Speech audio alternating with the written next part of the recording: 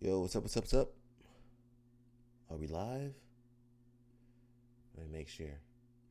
I know you guys missed me. I know. I know you guys all missed me. I'm back. I know. I know you guys all missed me. I hear something. I'm back. I know. Alrighty, we are back. Where's Josiah at? He's usually the first person in this chat. He maybe he's working today. He's working on a Grippo video. we gotta do a video exposing Josiah. Josiah, we're gonna expose you. Give you some what's that called? Intervention. Yeah. We're gonna do an intervention on Josiah. uh I'm gonna need mush for that though. And LOL snap. I need some backup for that. We'll need some real backup for that live stream. The Josiah intervention. Maybe on Friday. You guys want to do that on Friday?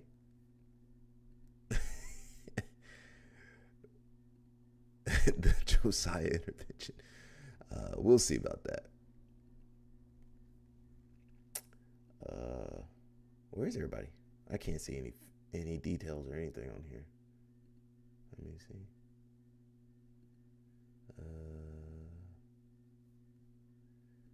Yeah, we got Moneyberg. We're gonna go to Twitch to watch the Moneyberg video because YouTube don't like that. We'll watch the Hawani and Moneyberg interview. Mush, what's up? Yeah, he does need some help. We need maybe Friday we'll do an intervention episode or something. So I don't think I have training on Friday, so maybe we'll just do. I need some backup though.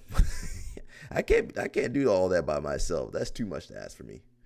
I'm gonna need Mush, LOL snap. Jason Whitfield can't do it. He be in, what's that word?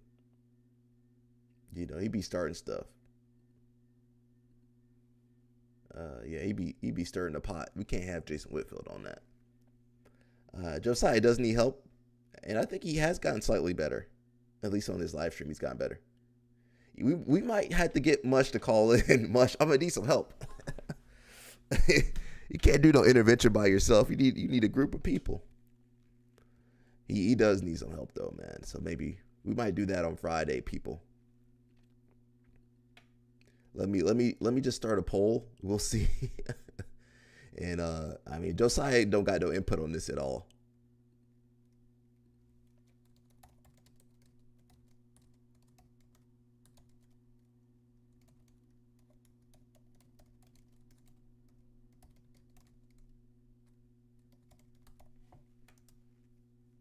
Here we go. We're gonna start a poll. I'm gonna leave that poll up all day.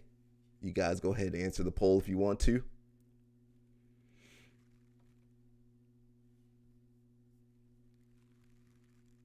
Okay. Oh, I didn't know the poll shows up on there. Oh no. That was the tip of the iceberg. Oh man, this might be a long episode.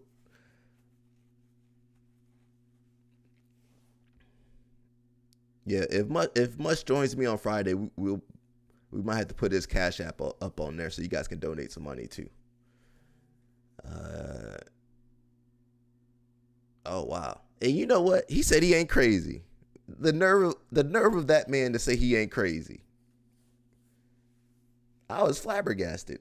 Am I using that word right? He said I ain't crazy. I said, Josiah, please, Josiah, what are you talking about? Was anybody there when he was arguing with me about if he's crazy or not? I couldn't comprehend it.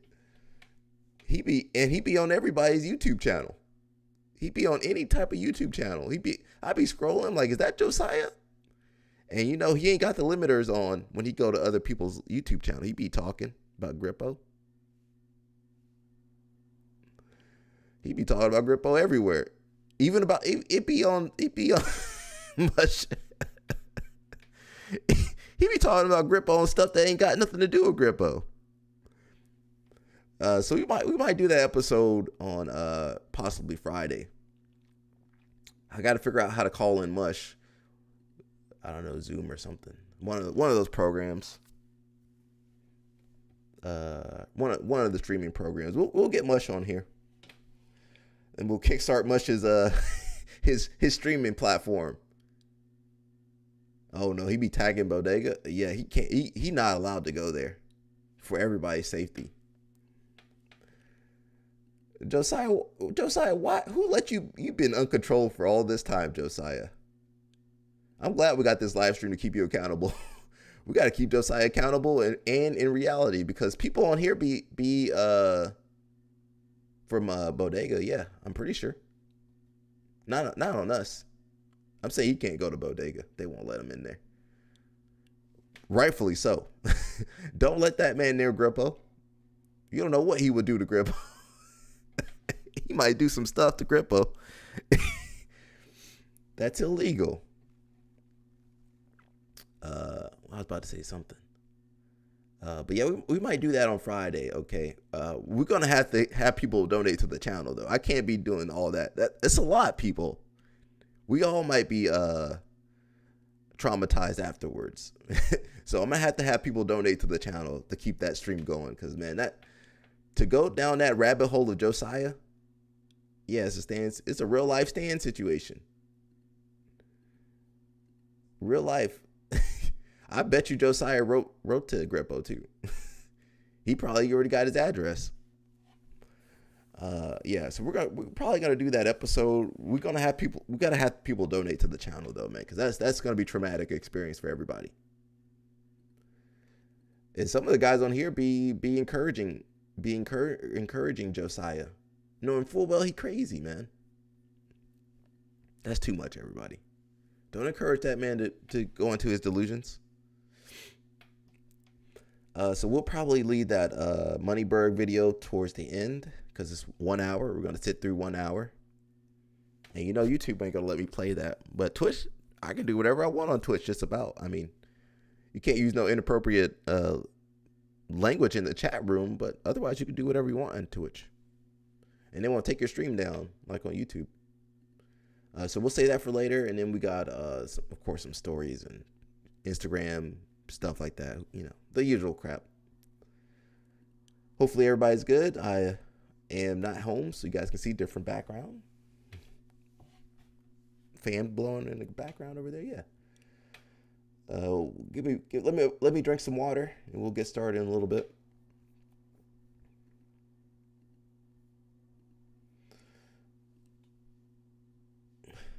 Hopefully Josiah is staying out of trouble. I don't see him.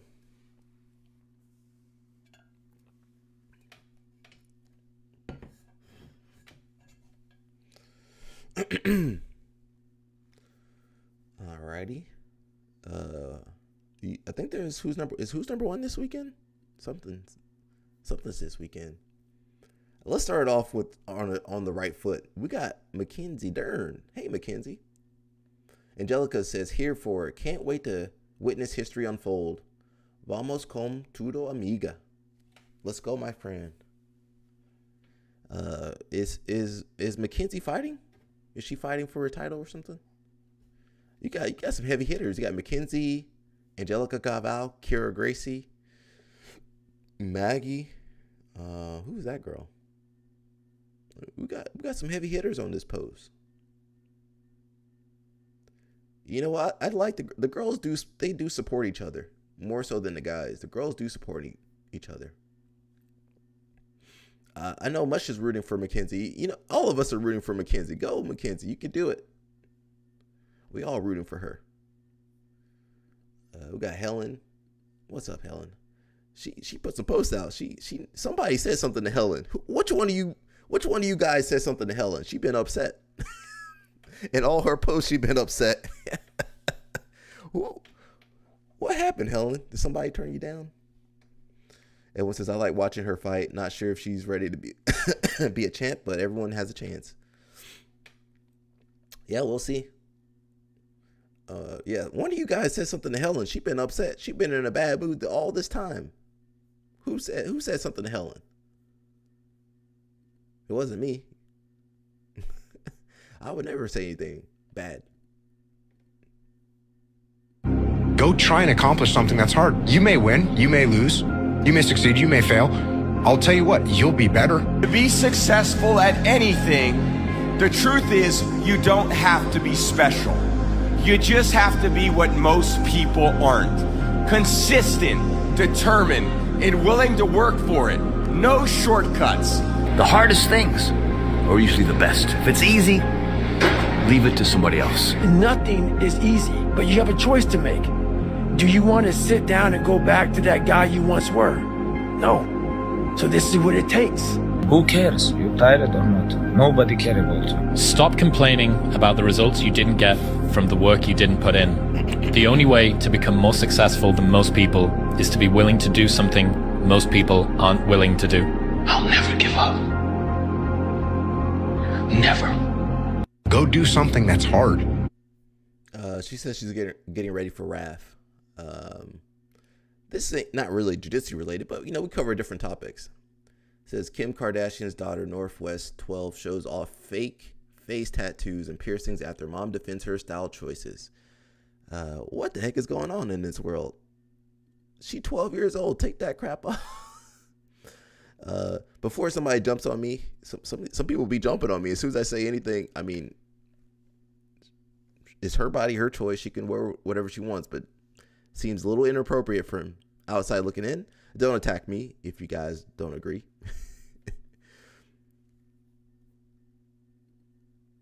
You could be Batman. Anybody could be Batman. You just got to get the gadgets. I feel like I could be Batman. I feel like you could be Batman. Anybody could be Batman. You just got to get the gadgets. I feel like... God have mercy on that family. Where's Kim at? Oh, she...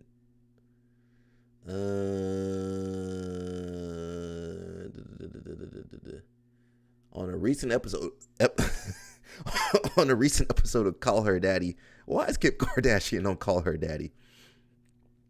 Remember, that's the girl with the herpes or something. What is that girl? Remember we watched that episode and she said she had something. I forget what she had. She had something that she got from a one night stand. She had a one night stand and got something. And she talking about how, she was, she basically gave it to her husband too. What did that lady have? We got looked at. Do you guys need to look that up again? Do you want me to look that up again? It was pretty gross. We might have to look that up again. That girl had something, man. Woof.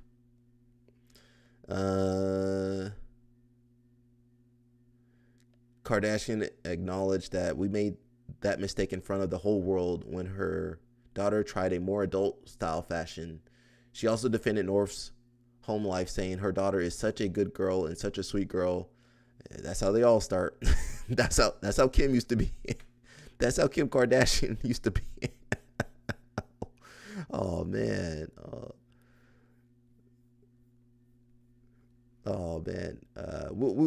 I just wanted to see what was going on with this. We're gonna jump out of this. We're not gonna look up to Call Her Daddy, man. Big Dan over here. Big Dan got all that Moneyberg money, man. He got the Corolla. Is that a Corolla?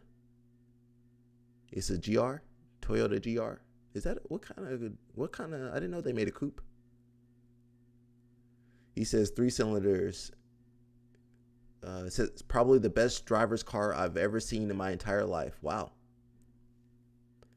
Did he buy this car? Or he just test driving it.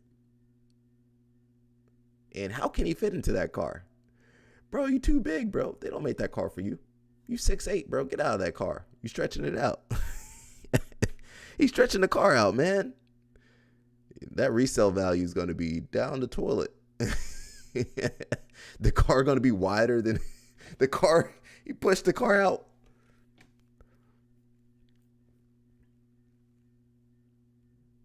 I mean, he huge. Yeah, how can he fit into that car? He can't. How did he fit into that car? He too big. Get back in your truck. He be buying a lot of cars. I'm not sure if is that from the Moneyberg private lessons? That Moneyberg money, that go a long way. You're going to have to lean. Yeah, you're going to take the back seat out. There ain't no back seat in there. That's how Shaq be doing his cars. That's a $50K car. Big Dan got some nice trucks and everything. Is that the Moneyberg fund got him in those nice rides? That's how many private lessons was that with Moneyberg? About five private lessons for the car? $10K private? Yeah, how's he fitting into that car, bro? How? And where is he? He's sitting in the back seat and driving. Yeah, I don't know how he fits in there. And that's a manual. How is he grabbing the it don't make no sense. And you guys know Big Dan got some cars. He got some expensive taste. Maybe like look over here. Like he got a truck. He got a big is that a Ram? He got a huge Ram. Lifted up too. Where's that? Well, I guess that must be the Moneyberg money. He over there going car for car with Gordon. How is that possible? Maybe Big Dan must come from some money or something. Because at least you know Gordon. You know where Gordon's money coming from. Where is Big Dan's money coming from? Does he have to list Moneyberg on his 1099? He got to get a 1099 for Moneyberg. I don't think that sauna thing made all that money. This kid do a couple private lessons with Moneyberg. He go spend that money immediately. Please get involved with physical fitness. And I'm talking about you elderly folks, you women. It's going to take discipline. And we're going to have to stop telling all these lies. Girl, I'm not eating that much. I'm getting so fat. Well, whatever you eating is too much. And if any of you all can find a way to stop eating and keep gaining weight, come see me. We can all get rich. I mean, don't let nobody dupe you into believing that physical fitness is just for athletes. We have to understand that this body has muscles. Your muscles must be exercised regardless of how old you are. 40 and 50 and 60 years of brilliance in your head, but your heart's getting ready to blow out? My God, what can you contribute to this country if you can get you another 40 or 50 years with what you already got? Go to bed and get up and go look in the mirror at yourself and know what you're looking at is not only the finest thing in the universe, but it is the universe. And when you can feel good about yourself, you don't have to feel bad about nobody else. And one of the best ways to start feeling good about yourself is start cleansing your body. Start being careful about what you eat. Go on a fast 1 day a week. Go on a long fast. And when you get ready to go on a fast, did you check with a doctor? Did you check with a doctor when you start smoking? Did you check with a doctor when you snorted coke? Did you check with a doctor when you start drinking whiskey? How come everything that kills you, you don't have to check with nobody? But when you're talking about life, they want you to check with 15, 20 different people. Please get involved with physical fitness. And I'm talking about... God, dog, you telling the truth. You telling the truth. All my older people, stay active out there. If you guys know me, well, I won't put my personal news out there. But stay active, okay? Stay active, old people. Say, you know what, son? Sometimes it's okay to hit back, because that's disgusting. What are we teaching them? That a little black eye is enough? No. We teach heel hooks back here. Oh, you bully my kid, you're getting knee reconstruction surgery. I hate the parents that say, you know what, son? Sometimes it's okay to hit back, because that's disgusting. What are we teaching them? That a little black eye is enough? No. We teach heel hooks back here. Oh, That's how the new generation going to be talking. The 10 Planet dads, the B Team dads, the New Wave dads.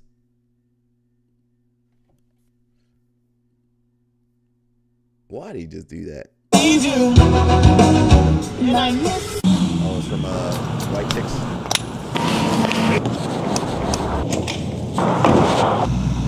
And now I wonder if is it you say daddy son?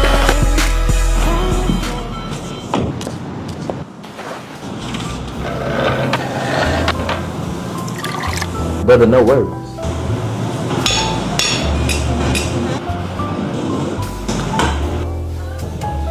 Have you seen her in that?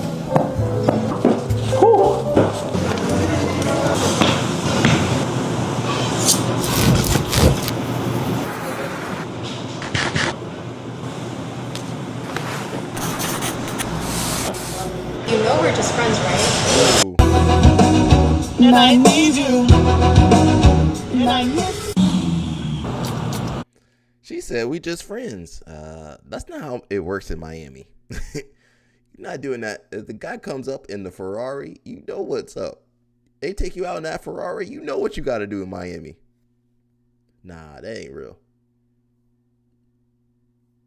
Ball to shoot? I haven't picked up a ball in years. No, come on. Just like walk past There's got to be a hoop somewhere at your place. You don't see a hoop anywhere around here, right? I don't. Wait, seriously, the last time you picked up a basketball and shot it? I was at the Ryder Cup. This Alpha Mendez. And I rented a house from the owner. Sure. He came over to do pictures. He had grandkids. And I was meet and greet and thank him for allowing me to stay in the house. And he had a basketball court. He says, I want you to shoot one free throw. I said, really? And I already paid for the house. It's not like he got to see me. So when I stepped up to shoot the free throw, it's the most nervous I've been in years. Stop it. In years. Stop it. Come on. And reason being is those kids heard the stories from the parents about what I did 30 years ago. Right. So their expectation is 30 years prior, and I haven't touched the basketball. I hope you swished it. Absolutely. MJ, bro. I got the most gratifying that made my whole week is that I was able to please that kid, not knowing if I could. Do you ever pick up a ball and just shoot? I haven't picked up a ball in years. No, come on, just like that's how Hoffa Mendez going to be like that. I haven't grappled in years. It still go out there and tear everybody up. He hasn't When's the last time Hoffa Mendez competed? 2018, 17, 16. I don't know, one of those years. He ain't competed. Let's say 2016. Probably 2018 to be honest. Let's say 2016. He ain't competed since 2016. Actually, that might be true. Yeah, say 2016, 15, 16, yeah, I don't know, 15, 16, something like that. He ain't competed. He can still go out there and tear people up, but he just don't want to do it. 80, bro. Yeah. Tom Brady's the best QB of all time. Yeah. A jiu-jitsu nigga, bro? And Tom Brady, like, no. Hey, nah, hold on. Because from, hold on, not like that. Hold on. Nigga, tell her. It's a jiu-jitsu nigga. Jiu-jitsu nigga. 80, bro. Yeah. Tom Brady's the best QB of all time. Yeah. A jiu-jitsu nigga, bro? And Tom Brady, like, no. Nah, hold on. Because from, hold on, not like that. Hold on. Nigga, tell her. It's a jiu-jitsu nigga. Jiu-jitsu nigga. Hey, yo, listen, don't leave your girl around these jiu-jitsu guys. I keep trying to tell you people, don't trust these jiu-jitsu guys. I'm not saying I'm much better. I know better, but hey, people be slipping up, bro. You be slipping up in jiu-jitsu. Yeah, don't bring your girl to jiu-jitsu unless you're good. Don't bring your girl to jiu-jitsu. She might watch you get your butt kicked and leave with the guy that kicked your butt. That's how the MMA girls like that for sure, though. The MMA girls, there's some Lynn on there. The MMA girls do that for sure.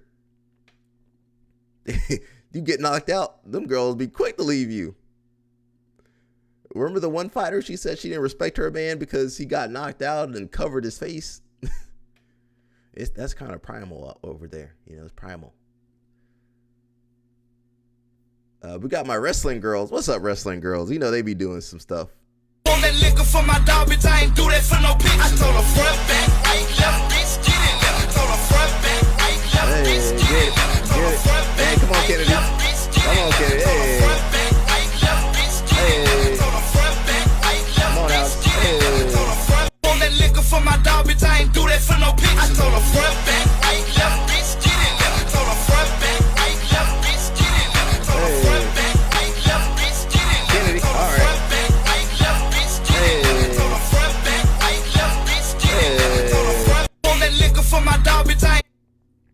You guys know I like Kennedy Blades. Kennedy.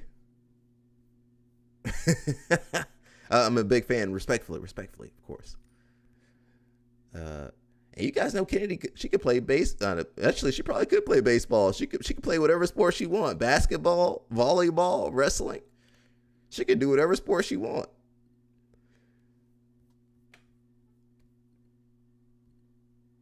We're just kind of chilling right now, everybody. If you want me to jump into jiu-jitsu topics, we're just kind of easing into it. I'm still tired.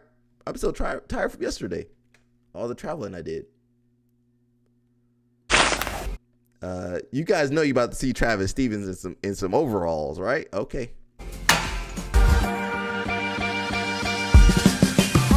What's up, everybody? We're back here in Tom's room.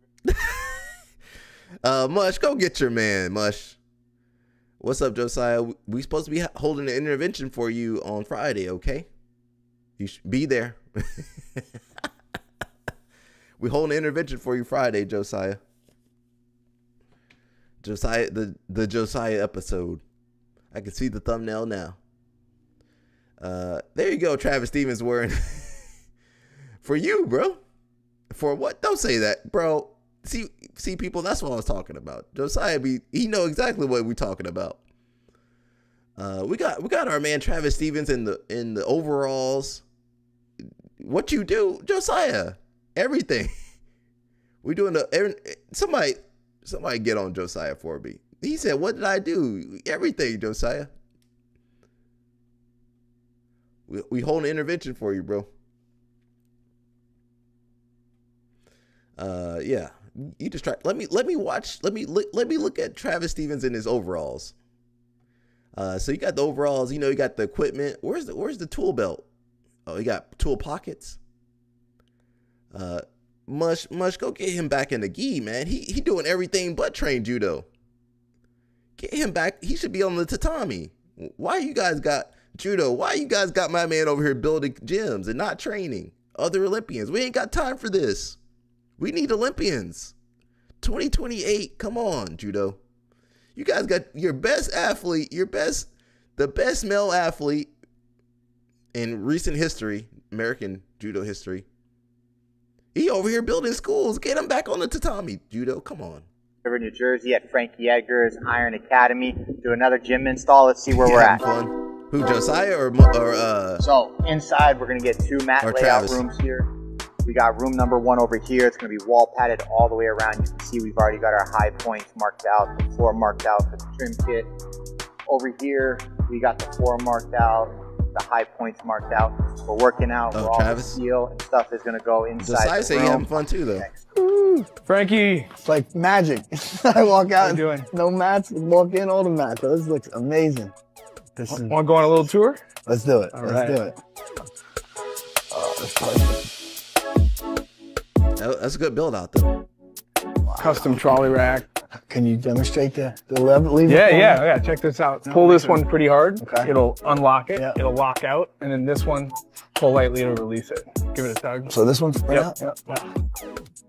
There you go. Oh, now it'll okay. slide. All right, come on. All right. See, I like the 20-foot cage. There's a lot of action. Oh, this is great, bro. Love it. Do some work Love in it. here. Love it. And number 2. Almost done here. We just gotta trim out a couple things, cut in our final mat, and you're good to go. And these are all pretty, like, you wrestle against here. For sure. It's good, right? Yeah. Absolutely, Yeah. yep. Everything's glued and nailed to the wall. Should be super durable. I haven't made this wall super sturdy just because. Cool, and we have a little gift box for you, too. Oh, sweet. Oh, yeah, we had Fuji Sports hook you up with a whole bunch of swag. Wow. Hooked it up. This is perfect. Oh, even bro, there you go, Mark. Bring your knees better, buddy. Oh, this is great. I really want to thank you for everything. We appreciate this it. is great. You guys are a pleasure, man. Honestly, super professional, super friendly. Obviously, like, you guys are into this, and this process was awesome, man. They were all about it. It's a huge honor for us. So. No, this was super cool, man. You guys, best in the business. Absolutely. For sure. Thank you very much. Thank you. What's crazy is most of them fighters would make more money. They should open that school up earlier. They probably make more money. Those martial arts schools, those MMA academies will make more money than they probably will. Yeah, he got CTE. Yeah, that's what he should have opened that school 10, 15 years ago. He's going to make more money from that school than he did from UFC. Possibly. These fighters wait till they got all the CTE, then they open up a school. They can't teach no more. They can't talk. How you going to teach? You can't spar no more. I guess you can coach, but I mean, how you going to coach? You got CTE. Yeah, he got it bad. You guys got to get out that fight game earlier, people. You can't stay in that fight game 10 years, 15 years. Yeah, it's pretty bad, man. He gonna be trying to teach class. He can't even put the sentences together. Much that Travis looks like he's having fun, but I need Travis on the. We ain't got time, Travis. We ain't got time. Go help create some Olympians. We don't got time for this. You can build the schools later. We need some Olympians now. Yeah, 5 years. 5 years. Get in, get out. Get in. Khabib. Everybody attacking Khabib. He's the smartest one out of all them dudes. Cause he's not in a gi. He's wearing overalls. He need to be Friday, Josiah. No, Josiah. It's because we care. We care about you, man. We're trying to help you. We're trying to help you, man. We're trying to help you, bro. We're gonna expose you to yourself. And hopefully, that helps you get on the right path. No, you're not, bro. How can you? What, Josiah? The fact that you typing that out, that's just crazy to me. No, you're not, Josiah. You have issues, and you need some help. Yeah, put the eyes on him. Much, thank you. He said, "I'm fine. There ain't nothing wrong with me." Josiah. Yeah, Yeah. You know what your issues are. Well, let's leave that for Friday. I need to find a therapist. Can we find a therapist to go on the live stream? Does anybody know a therapist? Yeah, that's one of your issues. Is it? Yeah, of course. Look, he said, "What did I do?" Is it my YouTube? You knew exactly what it was. Josiah be like, "What did I do?" He know exactly what he did. He be knowing exactly what the issue is. Yeah, it's your YouTube. Yeah, 1,000,000% it's your YouTube. Yeah. My man said, "What did I?" So some of you guys, we'll get on it on Friday. Don't delete nothing, Josiah. Don't delete nothing. Don't private nothing. Leave everything alone, Josiah. Leave everything.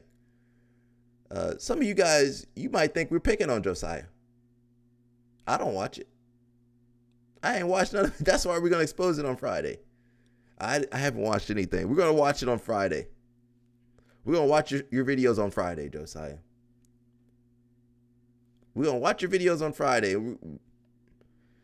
Some people might think I'm picking on Josiah, but he does have issues. He's got some real serious issues. No, you better be here. Josiah, don't run from this. Don't you run away from this, Josiah. You need it. And I know you voted no and on the poll over there. One person voted. I can see how many people voted, bro. Josiah said, he said he's going to take his account down. Nah, leave everything up and come on Friday. Come on into the chat. Pause on me. I'm not putting my sentences together. We need you in the chat on Friday too. You better be here. Josiah said, I'm dipping. Josiah said he about to run from, Josiah been every live stream.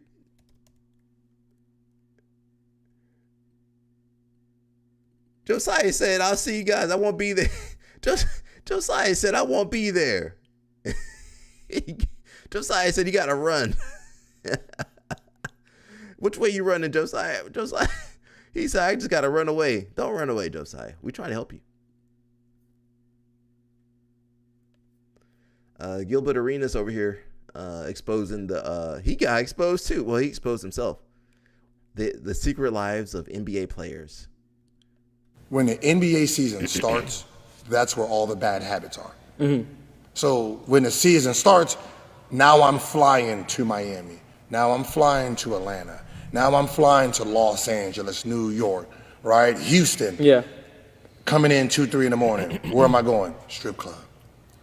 Right? Club. So we are partying and drinking damn near every city we go. What? Different girls every city we go. So we're partying during the season on our work schedule. In the summer, when the NBA season starts, that's where all the bad habits are. So when the season starts, now I'm flying to Miami. Now I'm flying to Atlanta. Now I'm flying to Los Angeles, New York, right? Houston. Yeah. Coming in 2, 3 in the morning. Where am I going? Strip club.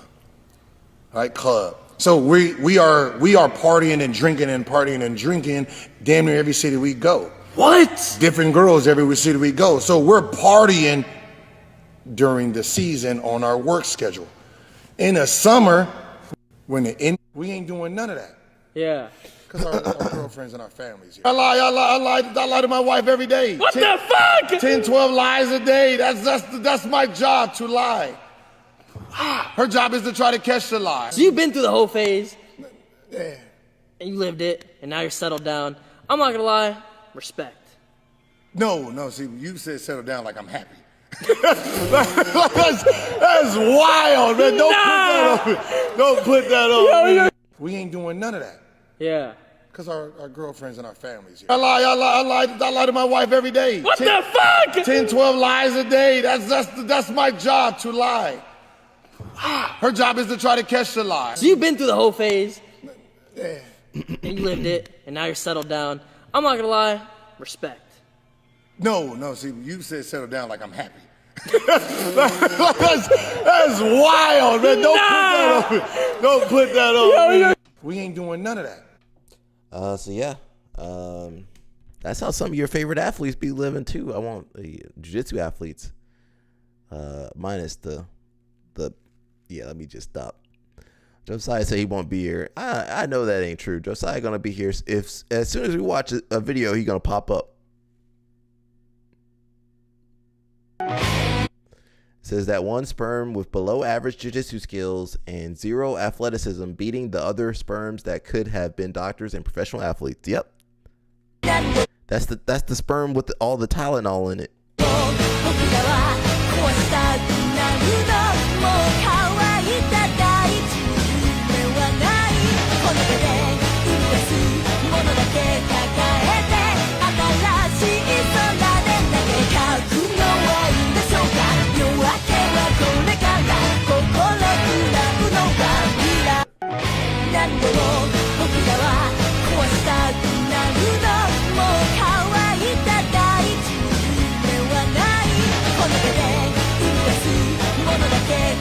Josiah, stop spamming the chat, bro. Stop spamming the chat, Josiah. Okay, why you still gotta spam the chat though? Shout out to Mr. Bruno Malfacine. He the first guy to escape the friend zone. Hands off to him. Clap. Hands to him. Good work. He did good, man. Josiah, stop spamming the chat, bro. Stop spamming the chat, man. Again, shout out to Bruno Malfacine for escaping the friend zone. He did it. Congratulations. No one in history has ever done that. Yeah, Mush don't believe you, Josiah. I agree with Mush. Shout out to my man. He got the girl. Now she was already married to somebody else before, but that's neither here nor there. Josiah, stop spamming the chat, bro.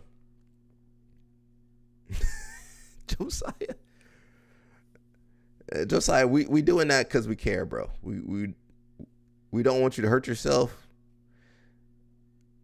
Sometimes I'll be on burger reviews on YouTube and I'll see Josiah comment about, oh no, we gotta help you, bro. You need some help, Josiah. Well, it's an intervention. You're gonna feel a little hurt. What kind of intervention you felt? You know what? I it's not a real intervention unless you feel something. You need some help, bro. You need some help. Listen, there's a reason your journal should be private. Yeah, but think about Grippo. You think Grippo likes someone fantasizing and stalking him? No, he doesn't. No, he doesn't. Let me focus on Mr. Bruno. Look at him, man. He happy. He got Jazari. He happy, man. Hey, you know, they were friends for a long time. Look at that. Oh, got Jacare over there and Fabio. Where is this at? Brazil?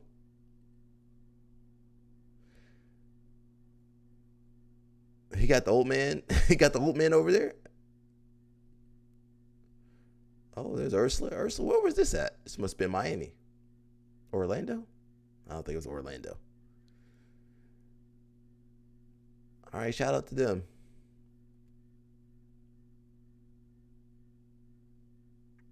Josiah, you need help. Did he marry? Do you not know who Jazari is? You don't know who Jazari? You don't know who Jazari? Bro. Maybe you just started training. You don't know who Jazari is? She's a world champion, bro. Você viu só que amor nunca vi coisa assim, passou nem parou. Você viu. That's why we're congratulating him. Didn't you see me clap? Oh, okay, you didn't look it up? Okay. That's why I was clapping for him. He got out the friend zone. Só que amor nunca vi coisa assim, passou nem parou. You know my man busting it open every night. He I know he ain't lasting long in there. I mean, I can't say I would do much better. Not gonna pause on me. Listen, sometimes you're like, wow. Roar. Sometimes. Oh, Mush sent me something.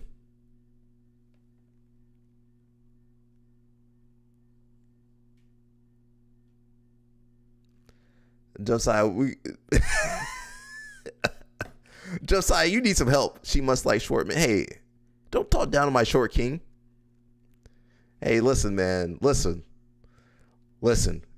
Every one of us, except for Josiah, would want to be up in there. Every one of us. Every single one of us. Mush wouldn't kick her out. I wouldn't kick her out. LOL Snap would hurt that girl. None of us, we would be lucky to have her. Yeah, we all be happy. Mush, God, dog. Friday gonna be wild. And twice on Sunday. Listen, we all be paying child support. Everybody be paying child support. And you might be like, well, that I for sure was roaring up in there. Roar. That child support, you know you the daddy. You like, well, I definitely did the deed. I bet let me go ahead and pay that child support because I know what I was doing. Listen, man, she bad. She a baddie.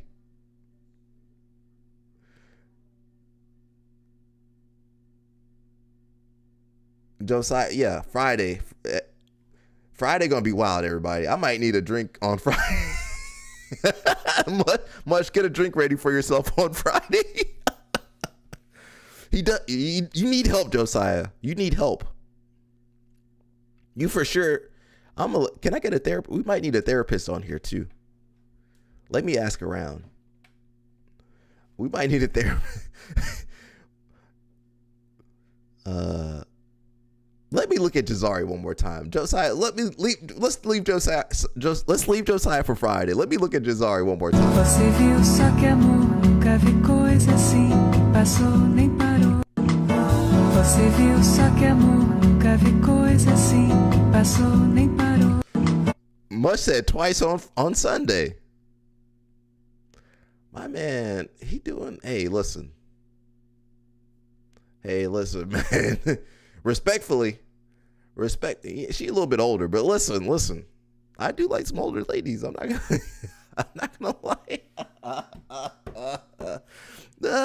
I hope Carol's not watching this. Carol, cover your ears, Carol. Carol. Yo, there's no way Bruno's lasting that long. He can't. There's no way. This is not possible. She got the full Brazilian workout. Josiah is not healthy. It is not healthy, Josiah. Says the picture of them next to Braulio and Sanji on Insta is hilarious. The height difference. But you know what? He a 10-time world champion. He a 10-time world champion. Them other guys can't say that.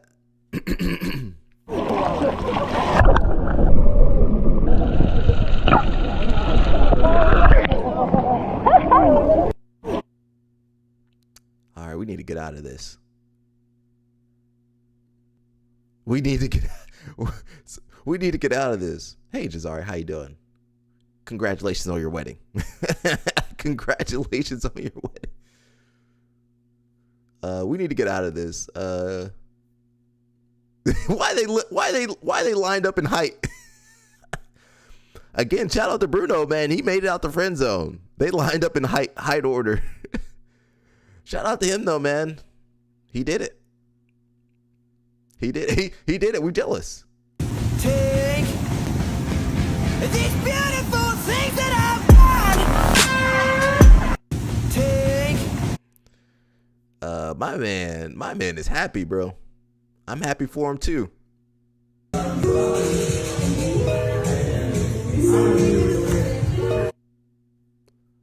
All right, let me get out of this. Let me get out of this. Giancarlo thinks he didn't tap on. Yo, Giancarlo wild too.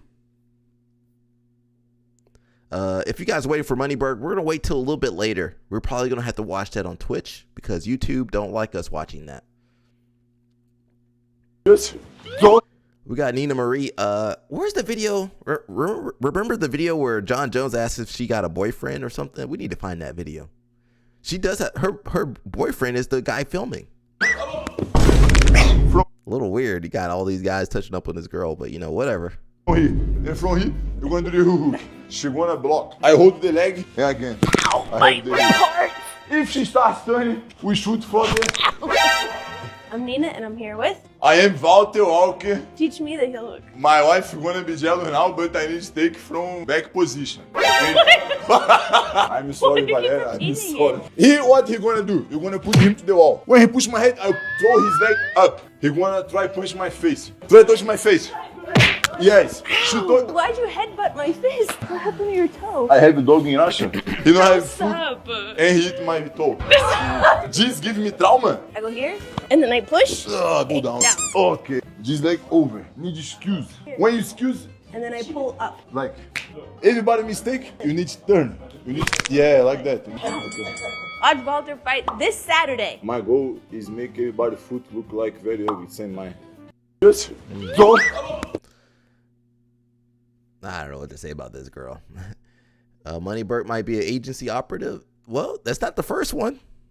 You got some informants. You got some spies. You got some let me not say that word. You got a couple people over there in the UFC and fighting in general.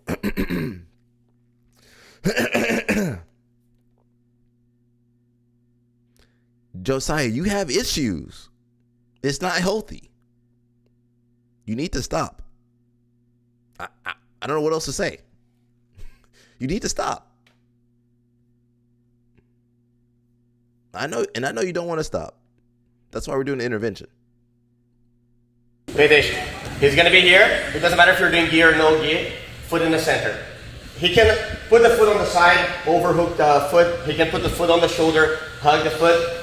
Remember that you cannot lose control of the leg. Okay, it needs to be tight. Okay, in case you guys are losing the position, the person's pulling their knee out, regain control, bring the knee back in, and start building. If the hooks are strong, it's harder for the person to move. Okay, so always off balancing and using the hooks. Your goal on bottom is first to retain the position, and then you guys are gonna try to either make your way to the back, or you guys are gonna sweep the person. For the people doing no gi, you guys can also add the leg locks. I prefer if you guys focus a lot on the retention. I don't want you guys to go there and try to ankle lock or heel hook the person fast and ignore the retention. I prefer if you guys first do a lot of retention, control, make sure you guys are doing good. Okay, now I can find an attack there because that's going to be the most important for you guys. Okay? One person doing it, and then switch whenever I tell you guys. Let's go. 1, 2. Go! Go, only one person. I'll tell you guys when to switch. Person on top, try to escape from the position, okay? Okay, keep a 50% intensity, okay? And then you guys start getting more difficult to your partner. I don't want you guys to end up in 50-50, okay?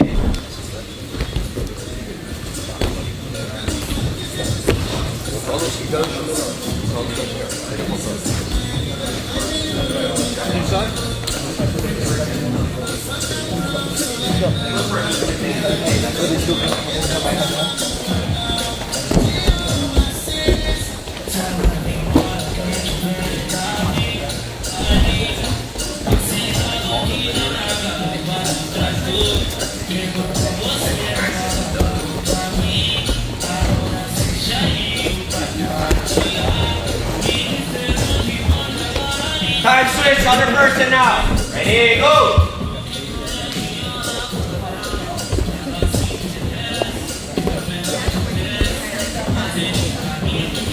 No. Retain more. I want you to try to skip first, not just throw that back. I want to retain.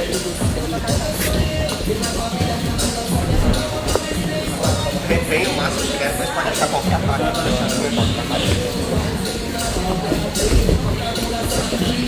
Nice mix. Climb me up now. Climb me up. Go side, bro. Go side, bro. Go side.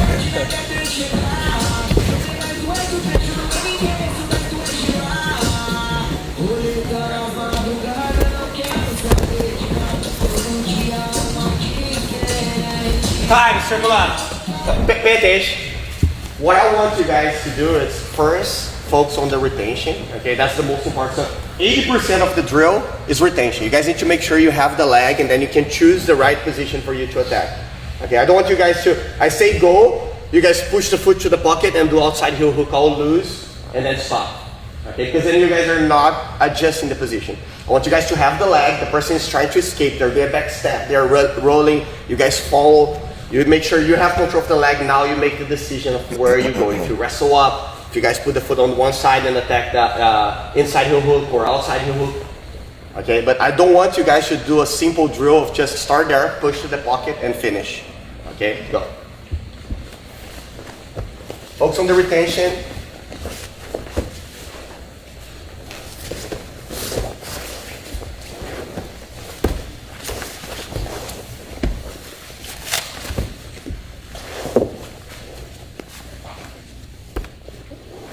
Your turn now. Same thing, GP moving on top. If you feel you can, you step on the mat. Go. Retain.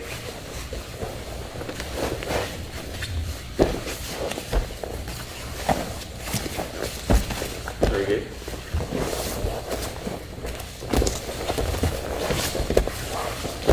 Nice. Pay attention.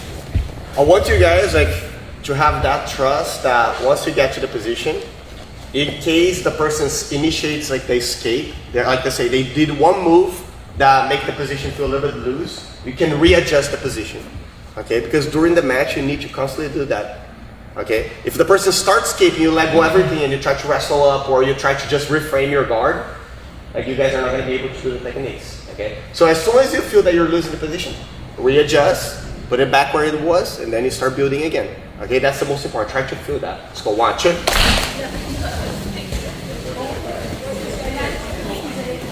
Yeah, I don't know what there's no height requirement there.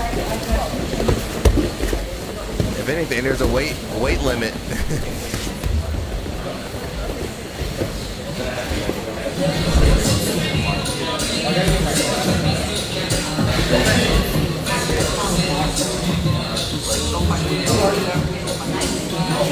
Only one person in, Ken.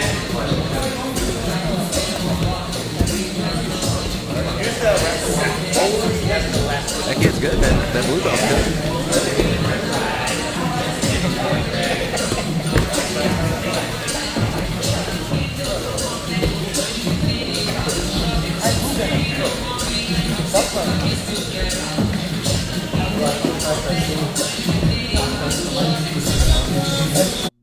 That kid was training good.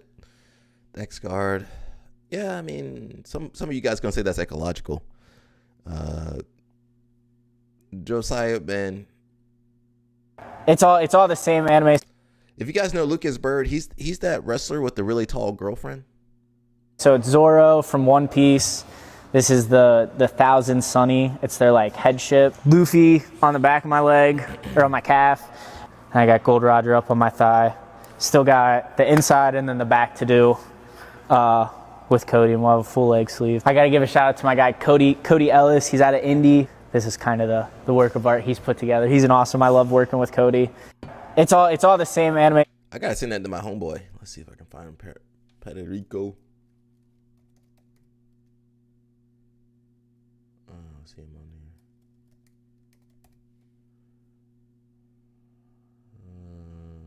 Where is his info? I don't see it on here. Got Muhammad Ali. What? He said starting all over again. 26. Well, being simple.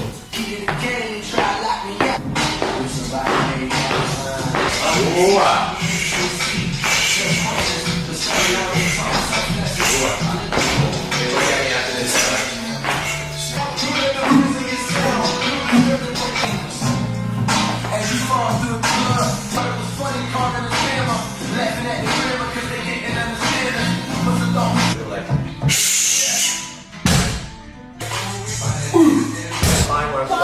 Pulling myself here. Pull yourself in position and then you go like, what?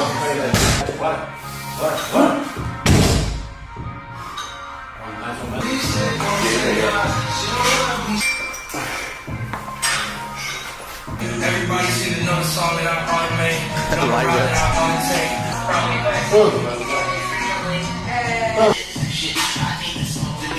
Yeah, if any of you guys Caralho. Isso aqui me quebra. Isso aqui me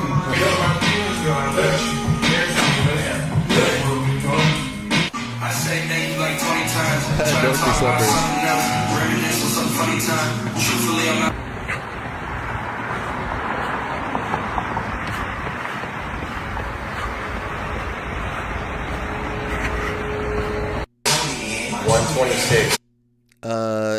Of course, Dorothy Slippers.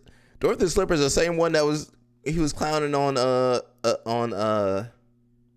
Fionn, and knowing full well she lifting 2x body weight. She was lifting in kilograms. You thought she was lifting 20 pounds? No, that's 20 kg. Well, you know what? He's a fighter.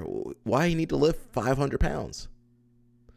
I'll be honest, Muhammad, you didn't lose because you weren't strong enough, or you strong. You good on strength, explosiveness, everything. It was a fundamental error. You just keeping your hands down and getting caught. That ain't no strength issue or speed issue or cardio issue.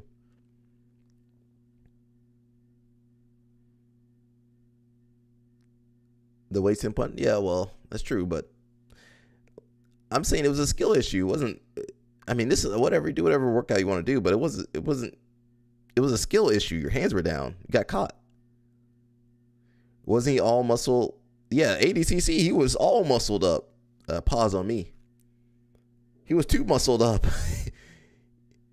And it didn't help. Well, he does light heavyweight, I believe. What, 205? What's light heavyweight? He probably could go, I'd maybe say go heavier, because I think the bigger guy's going to be slower. That way he can come in strong. You don't have to be super lean. Why is he? I don't know. I'm not his trainer. Well, he's a fighter. Show me a fighter. What fighter is lifting 500 pounds? Do you know any fighters lifting 500 pounds? The only grappling athlete I know that was lifting super heavy was Dante Leon, but I think he stopped doing all that. There's no way you can train the way these guys train and lift 500 pounds, 600 pounds. Yeah.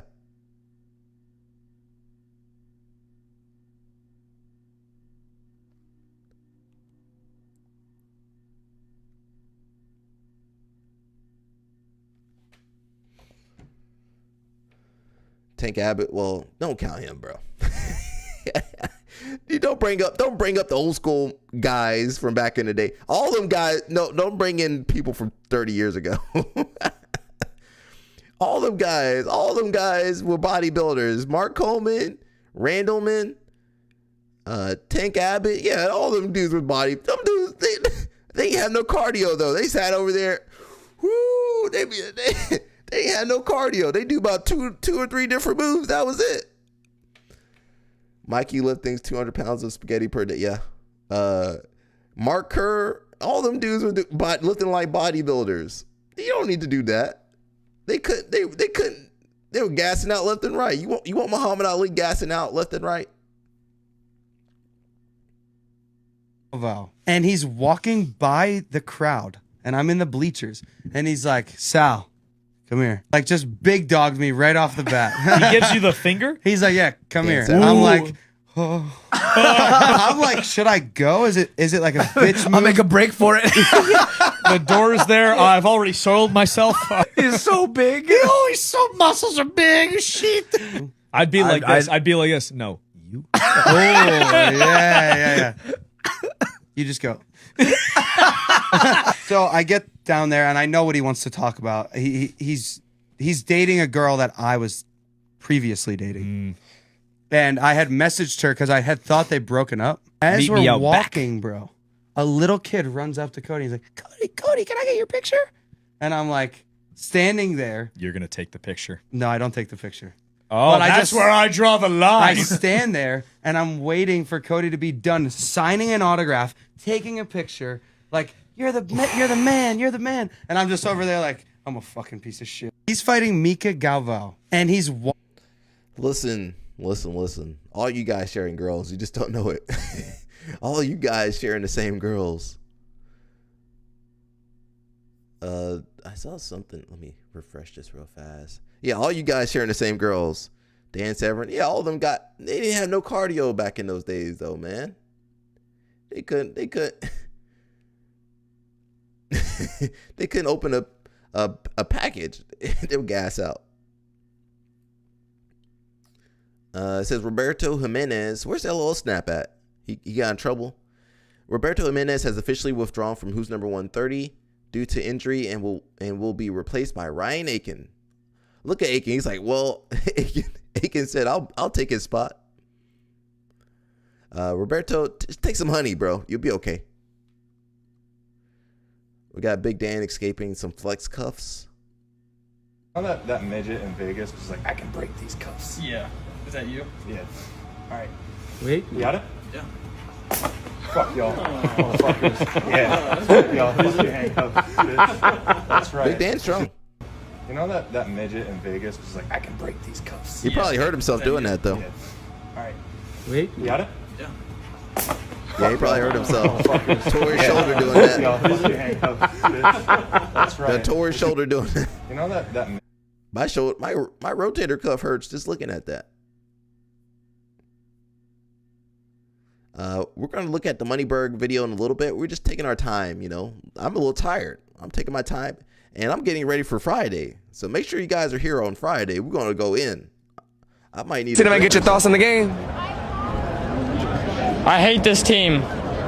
I was born into this, and I'm not going to ever...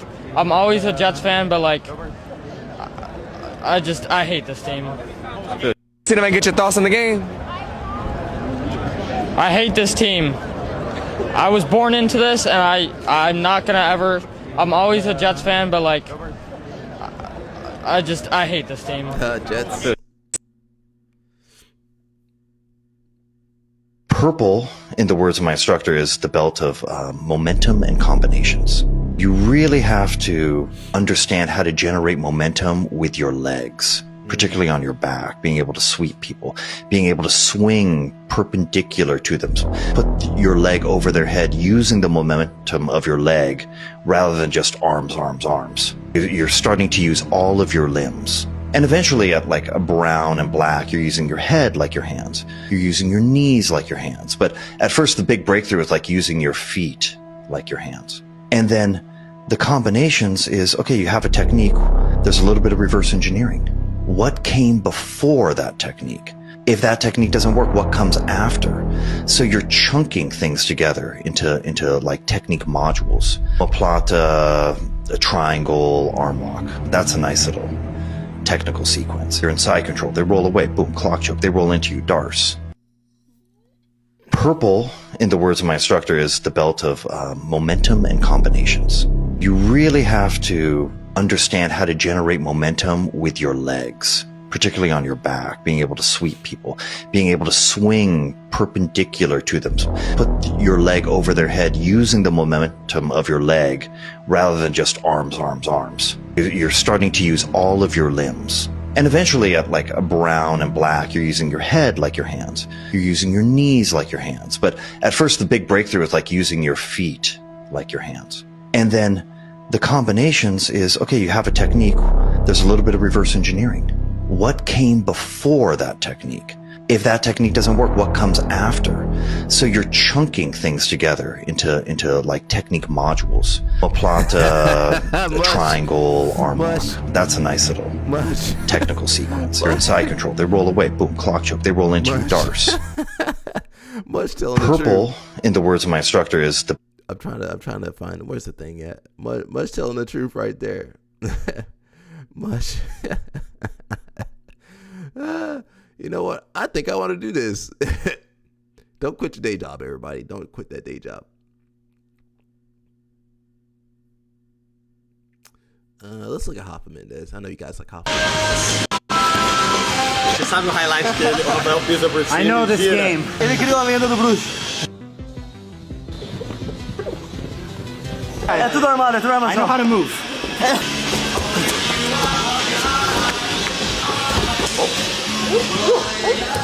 Oh my god.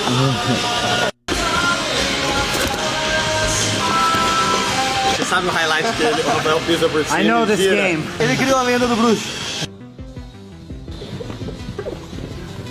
É tudo armado, é tudo armação. I know how to move.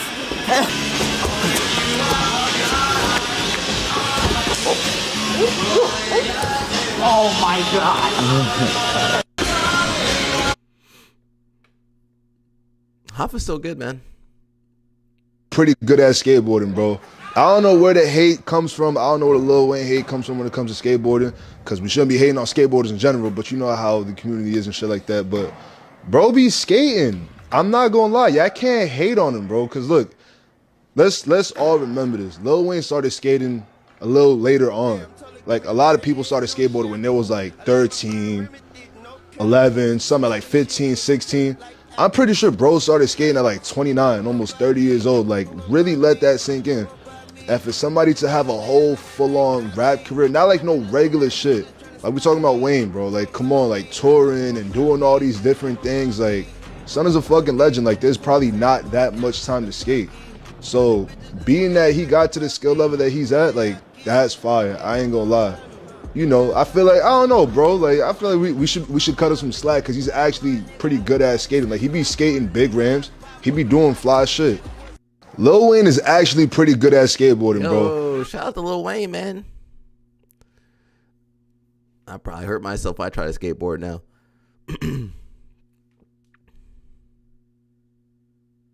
He can't feel nothing. He got that performance enhancing, man. I was watching, shout out to Cousin Tony. He let me borrow the original Smashing machine. I need to get the DVD back. But man, he said he couldn't feel nothing. That's why he was taking all that dope. He couldn't feel nothing. He go out there, he's like, my pain tolerance is off the charts. I was like, bro, you just shot up in your arm. Of course you don't feel nothing. You guys might be finding some people like that at some of these tournaments. They be taking some, I don't think they're taking Percocet. They might be taking something, some painkillers or something, man. What's Baron Bozo got to say? Jiu-Jitsu Instagram. For your handle, if you're serious, you're going to use your name plus BJJ or JJ. If you're not serious, you can just use your name or your old AOL username or your Snapchat username. If you're a black belt, you need to let people know. Well, you can do something that no one has ever done before, which is use this special sequence of black and red square emojis. If you're a colored belt, you can just use the corresponding circle emoji and then list in all caps your highest level competition achievement. If you're not a competitor, you need to choose 3 out of these 8 values or identities. You're either a father, husband, traveler, fighter, you love coffee, you're a dog mom, you love Jesus, or you can add your astrological star sign. If you're an athlete, obviously you'll have to list your sponsors and discount codes. Then everyone can add to their gym and then the nationalities they identify with. This is how to create a jiu-jitsu Instagram. For your handle, if you're serious, you're going to use your name plus BJJ or JJ. If you're not serious, you can just use your name or your old AOL username or your Snapchat username. If you're a black belt, you need to let people know, but you can do something that no one has ever done before, which is use this special sequence of black and red square emojis. If you're a colored belt, you can just use the corresponding circle emoji and then list in all caps your highest level competition achievement. If you're not a competitor, you need to choose 3 out of these 8 values or identities. You're either a father, husband, traveler, fighter, you love coffee. No, she telling the truth. That's true. We're gonna get into Moneyberg in a little bit. Jiu-Jitsu Con 2026 is gonna be booked. Hey, listen, man, I had a good time. Out there in Vegas. It is expensive though. It is expensive to go. It's very, very expensive, but I had a good time out there. It might be worth going. So I made a video on my YouTube channel where I was reflecting on this difference between like wrestling and judo versus jiu-jitsu. And I was saying that in wrestling and judo, I never saw one champion who doesn't drill and became a champion. You know, like it seems like every single wrestling or judo champion, they do drill a lot. They do repeat the techniques like a lot of times. You know, like, and in jiu-jitsu, I have seen a lot of champions that drilling, like repeating the techniques hundreds of times was not their thing. You know, like, to give you guys some examples, Marcelo, for example, he was not the drilling guy. He was not the type of guy who's going to repeat the move like hundreds of times. Have heard that Roger Gracie was another one. I think Buchecha, even myself as well, like there were titles that I won. I didn't drill that much. And so why that? You know, why wrestling and judo you have... Bernardo say you didn't drill. Bernardo, you did the same move. You did the same move over. That was your drilling. Man, Bernardo, you did the same move over and over. You basically drilled every roll. Every roll he doing the deep half guard. You didn't need the drill. You don't need the drill if you're doing the same thing. You did the same thing. There was maybe a little variation, but you're doing the same thing over and over. You didn't really need the drill, Bernardo. You did the same move. Deep half guard, grab the lapel, feet the arm under the leg, grab the lapel. All right, you good. Bernardo, you didn't need to drill nothing, bro. Your game was pretty cut and dry. You didn't need the drill. To drill a lot in order to become a champion. And in jiu-jitsu, you don't necessarily need to drill a lot to become a champion. I have seen a lot of people who have done like hundreds of drills and became very successful. And so I'm not trying to minimize the importance of drilling. I'm just trying to say that in jiu-jitsu, there are people who achieve the world championship level and win the tournaments and ADCCs without drilling that much. And that doesn't happen in wrestling and judo. So why is this difference? My very humble opinion and 2 cents here is that, and I could be totally wrong, so feel free to judge me here, but my very 2 cents is that in wrestling and judo, you're much closer to win the match with one move. You know, like, for example, in judo is the ippon, right? It's one takedown can lead you to the ippon and you win the match. And the same thing with the wrestling, if the pinion is in that. And you can argue back that in jiu-jitsu, you are also very close to win the match with one move, one submission. But most of the times in jiu-jitsu, before you get a submission, you need a takedown. Many times before you get a submission again, you need to pass that guy's guard. And or maybe for on bar, you can get a submission from the bar, but many times you need a sweep, you need a guard passing, you need to get a mount, or you need to get a back, or you need to get a side control. So I feel like you're much... in wrestling and judo, you're much closer to win the match with one move. And in jiu-jitsu, most of the times, you need a sequence of moves. So if you're much closer to win the match with one move, it feels like repeating that move 1,000 times will help you like tremendously, you know, like versus in jiu-jitsu, it's not only repeating the move 100 times. You know, like I feel like you need the positional training, you need the regular training and that. Not that you don't need on wrestling and judo, but in jiu-jitsu it feels like you need that. So anyways, just making this video because I'm super curious to see what everybody thinks. I posted a similar video on YouTube and I was literally like reading every single comment. It was very fun to see everyone's thoughts. So I'd love to hear your thought and what you think. And I think this is definitely a great discussion that everybody can learn, even from the comments. So let me know what you think. One commenter says, you, Marcelo, Hodger all had dialed in jiu-jitsu games. Everyone knows you're going to deep half guard. Yep. Everyone knows Marcelo going to use butterfly and X guard, hunting the back. Hodger will foot sweep to mount, cross collar, choke. You guys did these moves 10,000 times already in training. No need to drill them anymore. I think that's true. Yeah, they were drilling every roll. Basically, every roll was them drilling.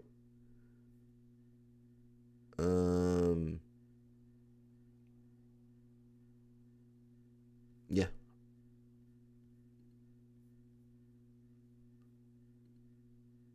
It says old school kimonos. Those aren't old school.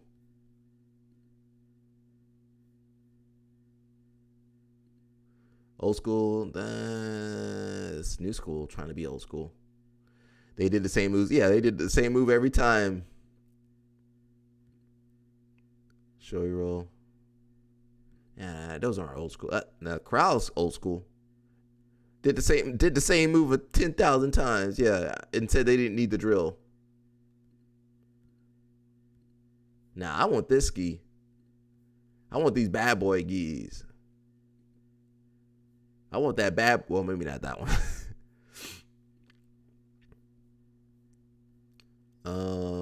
There was a little bit of drama with Craig. I don't know what's going on. So won't you please spare me dignity? And won't you please give me some decency? And won't you please call me if our time is through? 'Cause I know that we fall apart when nothing's new, nothing's new, nothing's new, nothing's new, nothing's new, nothing's new, nothing's new, nothing's new, nothing's new, nothing's new, nothing's new, nothing's new, nothing's new, nothing's new, nothing's new. Please spare me indignity, and won't you please give me some decency? And won't you please call me if our time is through? 'Cause I know that we fall apart when nothing's new, nothing's new. I forgot they had a match.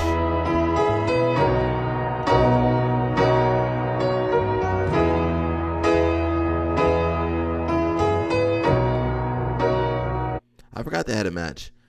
Where was that Kynan? Where's that Kynan been? Is he still around? That Kynan. What happened to that Kynan? We already said Cope. Who Craig in that in Kynan match, or somebody else coping?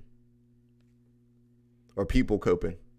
Again, Roberto's gonna be out of who's number one, so gonna have Ryan Aiken over there. We're getting to the point where it's all just humongous juiced up guys. Sorry. I mean, where's the technical jiu-jitsu at anymore? you can't even find a technique in some of these tournaments no more. And they be doing some technique you can't do if you normal. If you're not enhanced, you can't do that technique. You limited. Hugh Hackman, yeah. Who? Any of these small guys just gonna get crushed, man. Unless they fast. Yeah. I mean, Dante gonna get crushed. Dante went up. He did heavyweight. What did he do at Pans? Nogi Pans? He got crushed. He fought a real heavyweight. That dude, that Brazilian dude, he couldn't wait. He's like, all right, man. You guys know AJ Agar's arm. Agradeço ao Master Carlos e todos os professores que estão aqui hoje. Para mim é uma honra, que não cabe no peito estar aqui rodeado da gente que carrega essa história e essa responsabilidade. A faixa preta de Gracie Barra é mais que um pedaço de pano. Ela é prova de que a pessoa não só domina a técnica, mas que vive os nossos 3 pilares todo dia: irmandade, integridade e desenvolvimento. E esse tal de irmandade que a gente fala tanto é aqui, tá na frente de vocês, porque eu vou te honrar de graduar meu irmão mais novo. Isso é irmandade de verdade. Ué. Quando honramos essa faixa em alguém, estamos dizendo algo muito grande. O que ele conquistou tecnicamente, ele construiu com anos de desenvolvimento. Quando a integridade foi testada, ele mostrou, mesmo sem ninguém olhando. Em cada batalha, a irmandade ficou ainda mais forte. E para mim, ser faixa preta também significa viva o mais próximo possível das raízes do jiu-jitsu brasileiro. Viva a cultura, disciplina, filosofia desse esporte. E isso que eu busquei todos os dias. Agora eu vejo esse mesmo espírito nele. Esse caminho começou quase 20 anos atrás, quando nós dois patamos a faixa branca pela primeira vez. Mas a vida tem seus atalhos, né? Ele ficou quase 9 anos no faixa azul. Está dividindo tempo entre a escola, a faculdade. E vocês sabem, a faculdade é hora de a gente tomar melhores decisões, né? Mas ele tinha talento. Gostava demais de jiu-jitsu, mas não estava entregue de corpo e alma. Até 2 anos atrás, eu liguei para ele, falei uma oportunidade na Califórnia para ele. E eu pensei, será que ele vem? No próximo dia, no dia seguinte, ele está no avião, sem pergunta, sem desculpa, largou tudo e se entregou de vez. Mas quando ele entrou naquele voo, ele não foi só para vir para cá, não. Foi para entrar no futuro que era dele. E dali para frente, nunca mais olhou para trás. Treinou sem parar. Competiu, ensinou, me ajudou a transformar vazio em uma casa para a nossa equipe. É isso que fez esse momento tão bonito. Porque a gente fala muito sobre de irmandade aqui na Gracie Barra. Hoje você está vendo essa palavra na mais forma aqui. Sangue, família, jiu-jitsu. E agora ele carrega tudo o que essa faixa significa. Técnica no alto nível, integridade quando ninguém vê, desenvolvimento em cada batalha e irmandade que não só é uma palavra, é um valor, é nossa vida. Então, doente do Master Carlos e todos faixas pretas que carregam esse legado, né? Uma honra maior na minha vida, faz isso aqui. Vocês me ajudam a receber o faixa preta mais novo de Gracie Barra, meu irmão, EJzinho.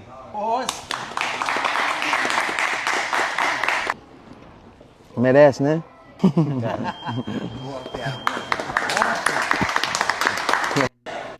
Yeah, I didn't know he spoke. I didn't know he spoke Portuguese either. Well, I mean, anybody can learn Portuguese. I believe they're Armenian or something. I don't really know what they are. But shout out to him. Little fun fact: I shared a room with his brother during the World Pro 2016. Yeah, something like that.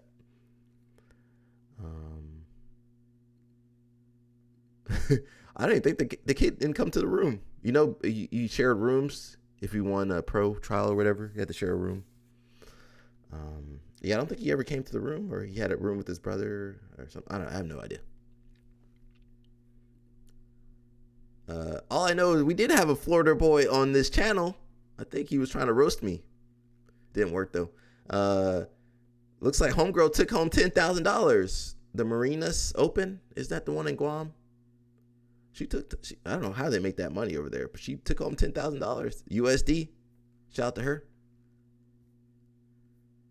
Let's see what I want to see.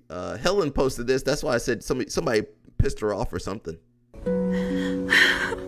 All right, calm down. Look, it's not that bad. You're not that ugly. And where you are, I ain't gonna lie, you are ugly. But you only look like this at night. Shrek's ugly 24/7. All right, calm down. Look, it's not that bad.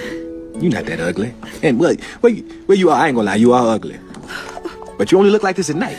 Shrek's ugly 24/7. All right, calm down. Look, it's not that bad. You're not that ugly. And where you are, I ain't gonna lie, you are ugly. But you only look like this at night. Shrek's ugly 24/7. All right, calm down. Look, it's not that bad. Helen says, how male coaches be with their female athletes.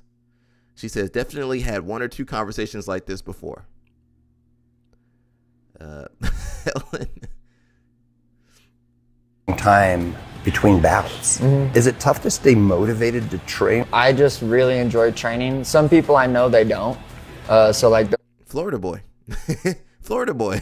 those big layoffs are probably pretty tough on them, but I honestly don't mind it at all. I want to fight like 3 times a year. I think is perfect. I'm lucky if I get 2 now.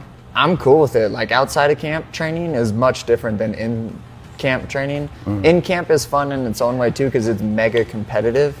But outside training is just like relaxed, like get to be a little bit artistic and like enjoy not having to push myself to like crazy limits to get in shape and stuff. I think my superpower and what I've also been able to show in the UFC is that like I will be better the next fight.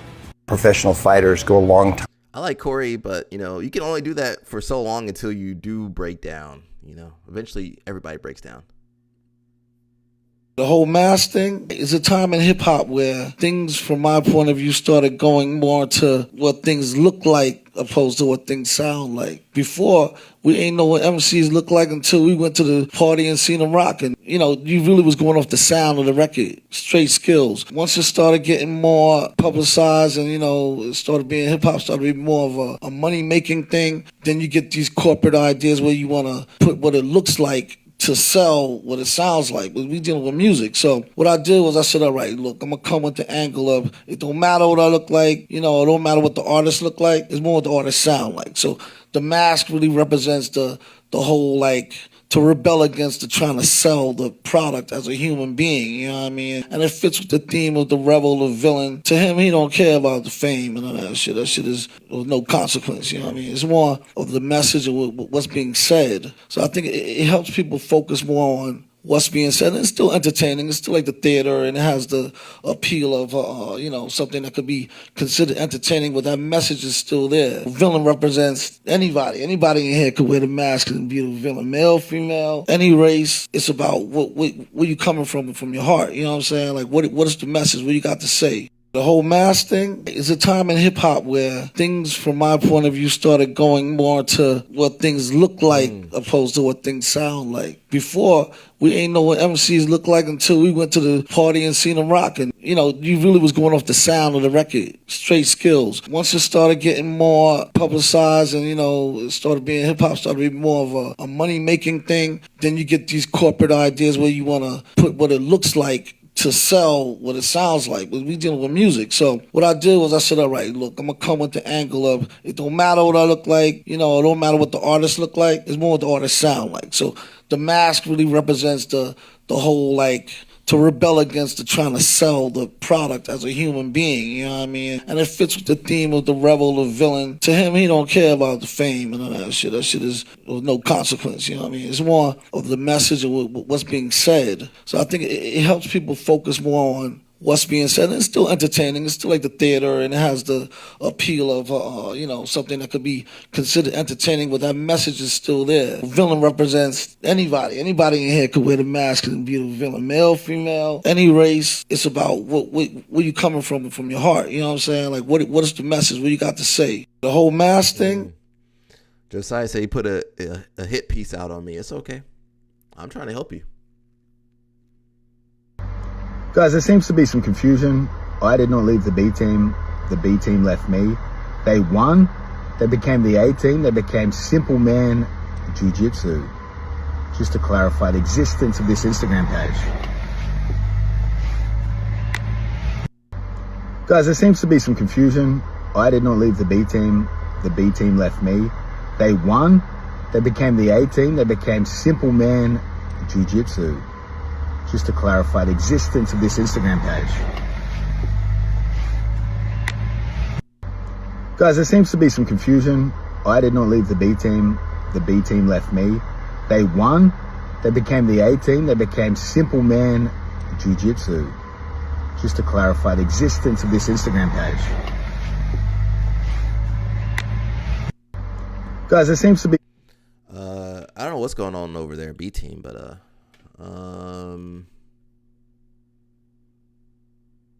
someone said beef with Simple Man. I guess they're okay.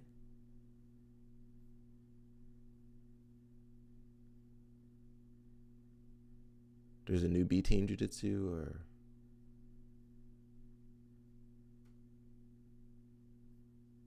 I don't know. Is there a new B Team account? Oh, he just started a new account. Did he just delete the old B Team account? Or he gave them the account and had them change the name? Okay, that makes sense. So the B Team, I'm assuming the old B Team account, they just changed the name to Simple Man, so they're gonna have the 400,000, however many people are on there. It says Mika has his eyes set on moving to MMA in 2 years. He might need to go faster, man. You gotta afford that kid. How you gonna afford that baby? I mean, I guess Amit's in charge of that relationship, though. Dana says, I think you're going to see more of the jiu-jitsu guys, the big stars in jiu-jitsu before you see UFC fighters. So I guess Dana going to get all the fighters, jiu-jitsu fighters over there. Shout out to the hobbyists. To the 43-year-old accountant who's a father of 2 who shows up to train after dropping his kids off at sports. To the guys who get their purple belt and then volunteer to help with the kids' class. To that group that comes to open mat after church on Sundays. Shout out to these guys. Academies don't run on athletes. Academies run on hobbyists. And they don't get enough respect. The guys with bills, responsibilities, and a life to lead and a family to feed. These are the guys that keep academies running.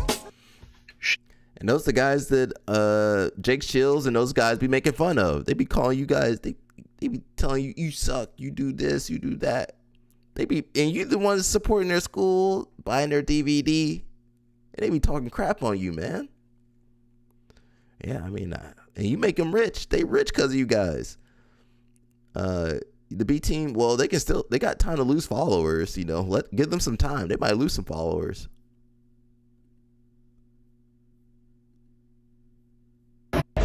Me and not going. I don't know what you're doing. Make sure you guys get a ticket. Make sure you come see us, and we're ready to put on a show. Yeah, come check us out.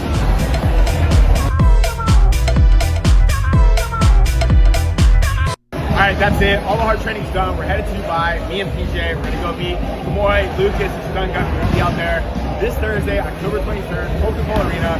If you're there and you're not going, I don't know what you're doing. Make sure you guys get a ticket. Make sure you come see us, and we're ready to put on a show. Yeah. And start the match on a... Don't worry, guys. We're gonna get into the Money Burke stuff in a little bit. I'm just taking my time. I'm a little tired, so you don't think there's a single person that likes Simple Man MMA name? Well, there's about 4 or 5 of them now. It's all the Simple Man guys. Simultaneously, Takayasu pounding all the way, and Mitakeumi gets beat so quickly. Wow, Takayasu, no mercy. And start the match on a simultaneously, Takayasu pounding all the way, and Mitakeumi gets beat so quickly. Wow, Takayasu. You know what? I think Sumo figured it out. Sumo, we're trying to make judo palatable, jiu-jitsu palatable, wrestling more. Look, judo already mastered that. Judo got everything down. We should just do judo. I mean, not judo. We should all just do sumo. Honestly, it's exciting. Easy rule set. You ain't even got to think. You push the person outside the circle or make them put their hand or whatever on the floor. It's exciting. It's short. You can make clips of it. I meant to say sumo. Judo has sumo elements. Sumo predates judo and a lot of jiu-jitsu and other martial arts. We should all just do sumo. And instead of trying to make jiu-jitsu cool or make judo cool, just do sumo. There you go. Problem solved. People go to watch sumo, they don't even know nothing about sumo. They don't know the history. They don't care. You don't need to know anything. Push the guy out the circle. Easy. It's violent and quick. Yeah. You don't need no, but it's not, it's not as violent as UFC or anything, but it's quick. Do your little rituals, dancing. You can have some entertainment in there. You can be drinking and watching. You don't need to be big to do sumo. And now it helps. We should just get rid of all the grappling sports and just do sumo. I mean, it's exciting. It's not boring. It's got all the techniques, all the standing techniques from judo you can do, basically. You can do everything. You can hit, you can grab. You can't kick now. I think you foot sweep. It might be the perfect grappling art. There's no ground fighting. Yeah, no ground fighting or nothing. You good. I'm just putting it out there, man. I'm putting it out there. What's the meat doing? What you gonna call it? I'm gonna call him Tarzan. Tarzan? Okay, he's your baby. So, what you gonna call it? I'm gonna call him Tarzan. Tarzan? Okay, he's your baby. So, me trying to look at the name she's trying to find. She trying to mess this kid up. He's from the Amazon. We know that. You don't need to name him Tarzan. Aziel? They about to mess this kid's name. Give him a regular name. Mika's name is Michael. Your name is Amit. Yeah, don't name him nothing like that. Give him a regular name. Is his last name Galval or Allure? Whose name? Which last name that baby gonna get? Can you guys get married before the baby comes out? Please get married before that baby comes out. This is a quick before the gynecomastia surgery that's taking place a couple hours from now. When I arrived at the clinic, we first discussed with the doctor what the strategy was going to be while doing a little bit of additional ultrasound to see if the gynecomastia tissue or the fat tissue had any changes between the intake conversation we had a couple weeks ago. And this is what it looks like without the compression garment. You can see here on my lower chest, I have a little bit of black and blue, some hematomas. I mean, that's meant to be expected after major surgery. The incisions underneath both nipples are about close to an inch, let's say 2 centimeters on both sides. So they did a great job keeping the incision size very small. And the incisions in my armpits,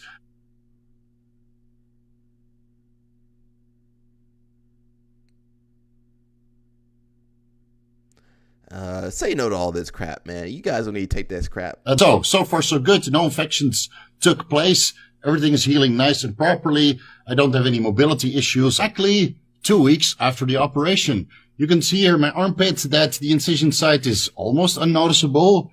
You see here that the incision underneath the nipple is very small, also fully healed. So you can compare what it looks like right before the surgery and 2 weeks after the surgery. Not bad at all. Let's overlay this with the before front double bicep taken here on YouTube. For now, I'm pretty happy with the result. This is a quick before the gynecomastia. Just say no to all this crap, man. There were some protests last weekend. Protests over the weekend, the No Kings protests. I think it's a joke. I looked at the people. They're not representative of this country. And I looked at all the brand new signs paid for, I guess it was paid for by Soros and other radical left lunatics. It looks like it was. We're checking it out. The demonstrations were very small, very ineffective. And the people were whacked out. When you look at those people, those are not representative of the people of our country. Mr. President, besides San Francisco... By the way, I'm not a king. I'm not a king. I work my ass off to make our country great. That's all it is.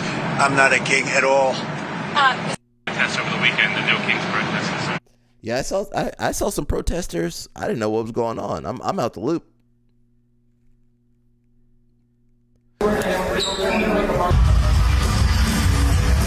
Oh, I say AI.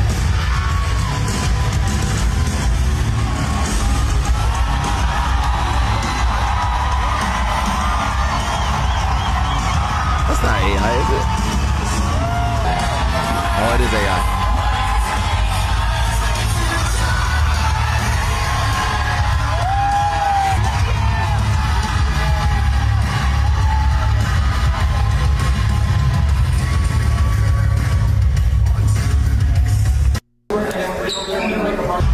I thought it was real. We can't even tell what's real anymore. The moment I realized my training sucked changed everything for me. I wasn't actually getting better, I was just surviving rounds. That's when I started to break everything down, studying how people really learn and rebuilding my entire approach from the ground up. Now, I'm sharing everything I've learned and continue to learn with you all. As my coaching evolves, you get to see every step of it. I just dropped a completely free video on my Patreon with Dima. It's the start of a new series I'm calling Living Room Jiu-Jitsu. It's raw, simple, and focused on what actually works. Go check it out, and let's get better together. The moment. Where's Josiah at? Go ahead and sign up for the Patreon if you got. Just go train. How about you guys just go train and drill like Bernardo said? Maybe go train and drill, but what do I know? Mendez brothers going to Australia. We're about to get into the Moneyberg. I think 20 more minutes we'll get into Moneyberg. I gotta warm myself up. I didn't stream yesterday. I'm off on my technique.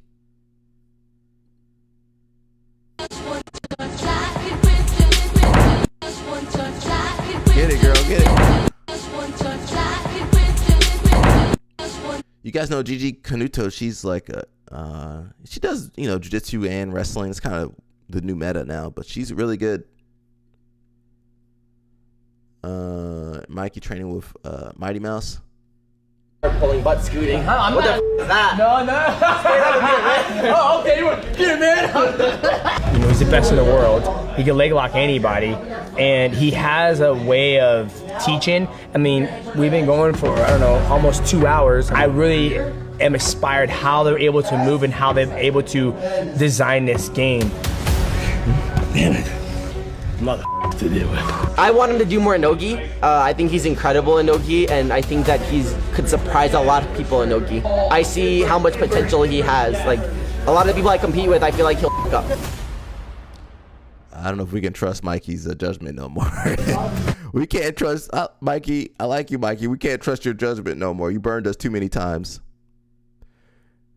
Mikey his computer's overheating. That's always some crap.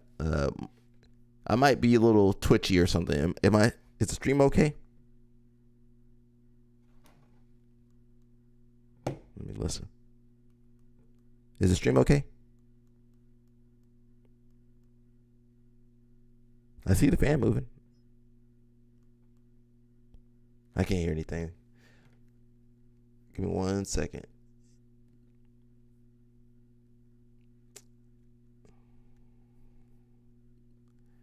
Let me listen real fast. I see the fan moving. Okay, I guess we're good. I don't know. I don't freaking know.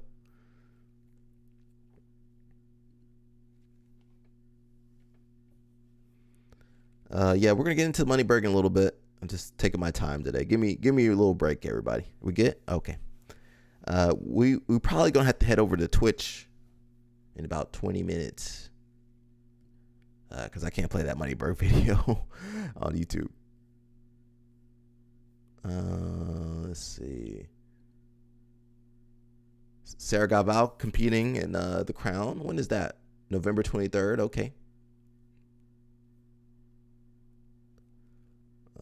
Who's this? Oh yeah, Kokorian. Ooh, triangle here. You might have adjusting. Got his angle. Snap down. Ooh, slick arm drag. In the hotel. Oh, he's staying true to that arm drag. I'm a student. I love to watch too, because I feel like I'm learning. So keep use that to sweep or get back to his feet. Ooh. Got A-Rod. Why is she wearing pink, man? She be wearing some random stuff. I don't know if it's for breast cancer or just feminine positivity. Yeah, I don't know. They do different stuff over there. They do different stuff over there at that gym.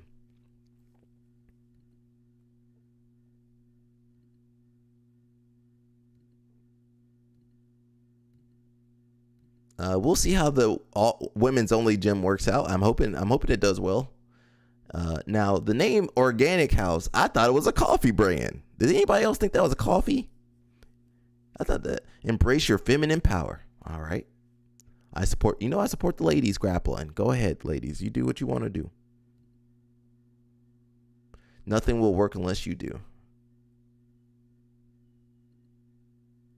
Uh-oh, what is that? Is for Jesus. I wasn't ready for that. I thought bro, I was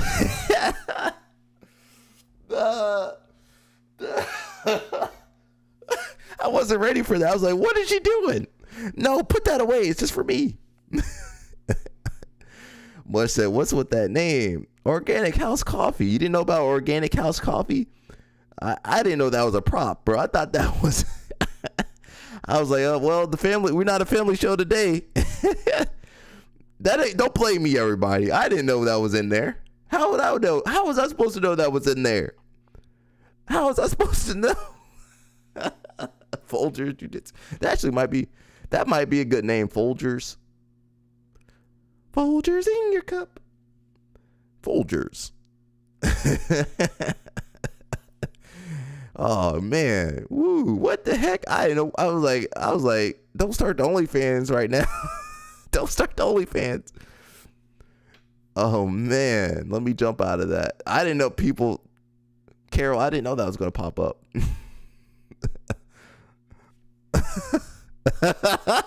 Why my eyes got so big? It must be for breast cancer awareness. I hope. Yes, it's breast cancer prevention. Okay. All right, I didn't know what was going on. All right, shout out to them. She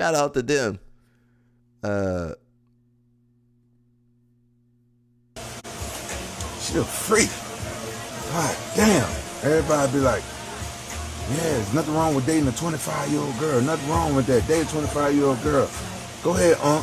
Ain't nothing wrong with 25-year-olds. God damn it. I can't keep up. Fuck. I can't keep up.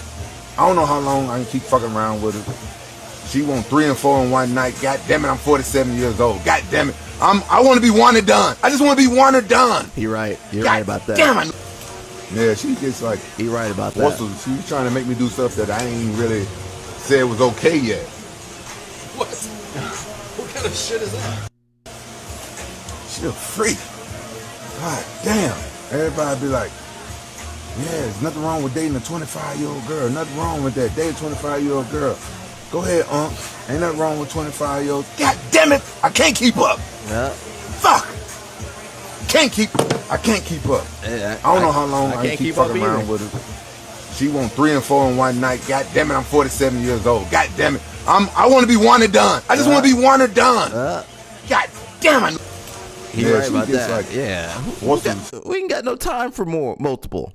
Nah, we gotta get out. I need some energy for training later. Got you out there wasted, all spent out. What is this? If you ask me who takes the most pride in their warm-up and movement prep, it's freestyle wrestlers. They treat it like part of training, not something to skip, and for good reason. The lowest hanging fruit for improving performance and minimizing injury risk is a solid warm-up. Wrestlers could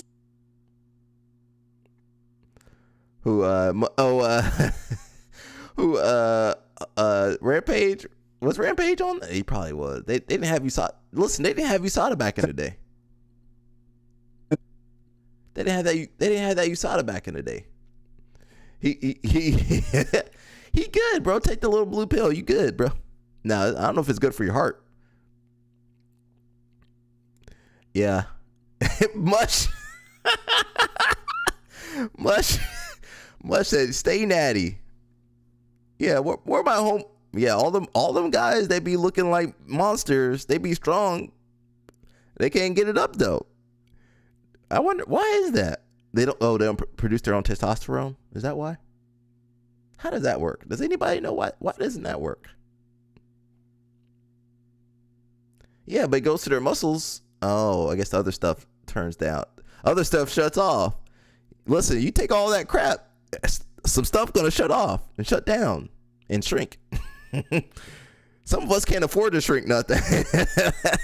Can't have no shrinkage. Can't afford to have nothing shrinking.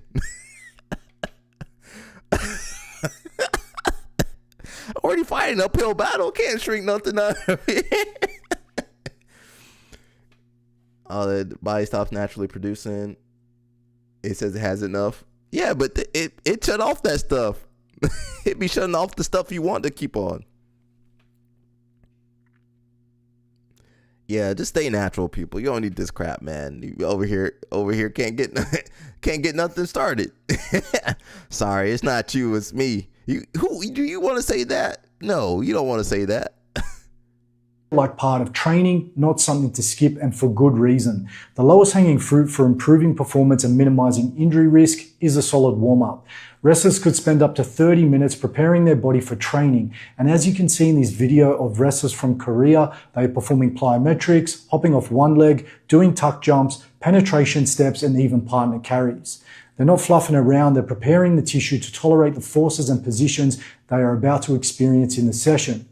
Now, it's important to note that every exercise serves a purpose. And in any good warm-up, there should be principles behind what you're doing. Regardless of the sport, you can break it down into two parts, both general and specific. What you're seeing here is a perfect blend of both, and what we can learn from this is that warming up isn't a waste of time if it's done correctly. If you ask me, who takes the most pride in All right, we got a couple stuff we're going to jump over soon. Here's Dad in here showing Nicky Rod how to do arm drag. You know, they took everything from Marcelo, basically. When we're in here, as strong as you are, if you post on my shoulder, if your hand's in front, I'll never control your arm. Give a good strong yank, just slips out every time. So what I want to do is strong. I want to take your shoulder in front of the wrist. That's where I control you. Okay, so focus on it's never just a pull. It's a pull and a push. So now when you go to pull out, even if you post on the shoulder, it's tough. And that's when you can start going behind people. I know it seems like a small thing, but it adds a lot to the move. I learned it from Marcelo. Beautiful. Have him try to pull away now. This feeds perfectly into all your wrestle ups. Sure, thank you. I'll just see one thing. Please mention Marcelo, please.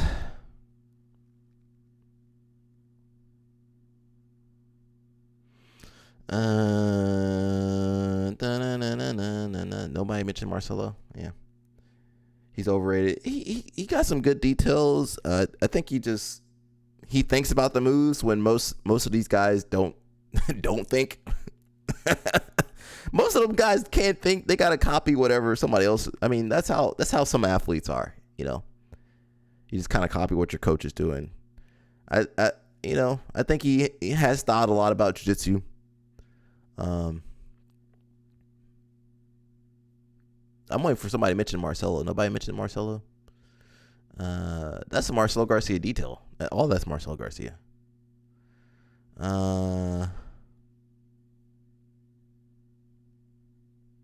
Who is that? Someone says, I think he's convinced that this whole online personality is the only way he could get engagement or make money to be successful in the sport. Who? Gordon or Danaher? I've heard him mention it multiple times in interviews. Maybe I don't know what I'm talking about, and he's right, but I feel like if he was just a normal human being with his level of ability, he would be just as Gordon.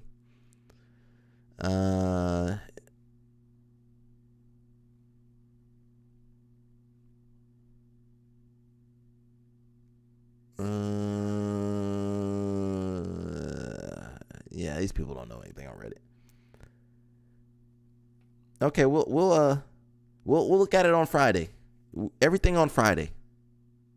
Everything happening on Friday. Okay, Friday we're gonna expose Josiah to the world. Hopefully he gets some help. Greg Souders. What do you mean about Greg Souders? Is he overrated? Yeah, for sure. It says Olympic judo GOAT Teddy Riner. I messed his names up. Says attributes 60 to 70% of his success to a sports psychologist.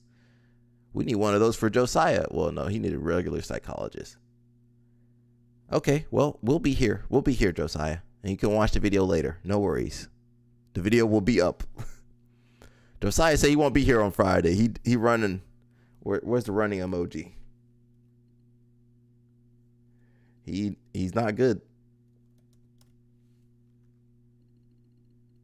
Here's Josiah on Friday. Does your therapist know your YouTube channel? Huh? Has your therapist seen your YouTube channel? Probably not. I was hoping it was a video. We're not gonna read this. Teddy Reiner says get a sports psychologist. We're not gonna look that up. Actually,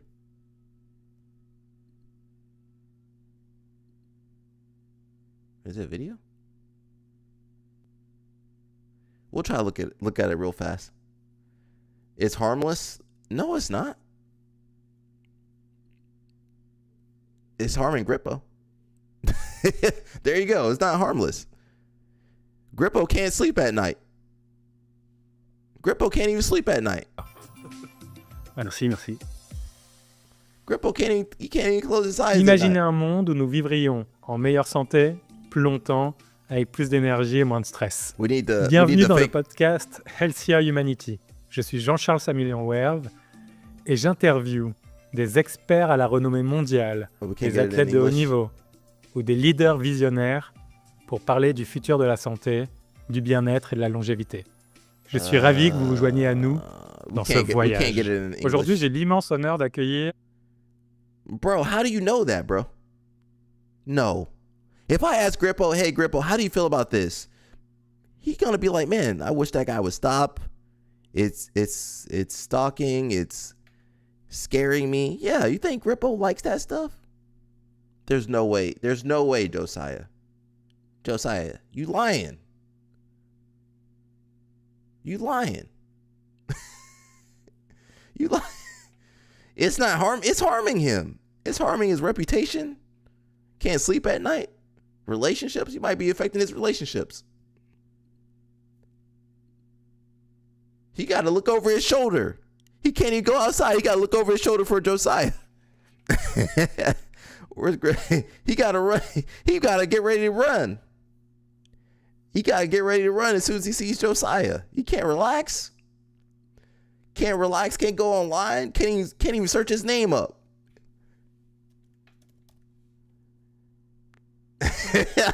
Get Grippo on the street. Yo, Grippo, we confronting your stalker online. Yo, Grippo, we confronting your stalker for you, bro. Of course, you know he has. He needs one. Grippo, get that. Grippo, do you need a restraining order? We'll help you sign this. I don't care if it hurts. You need to hear this stuff, man.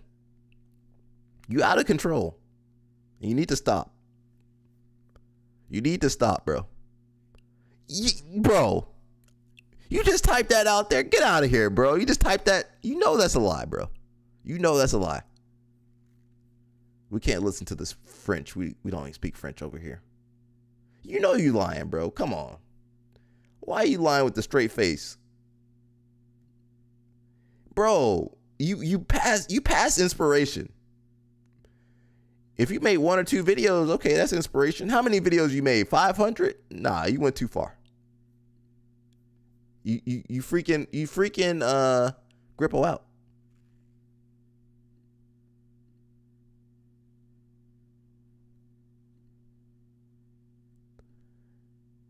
I'm not looking at anything else.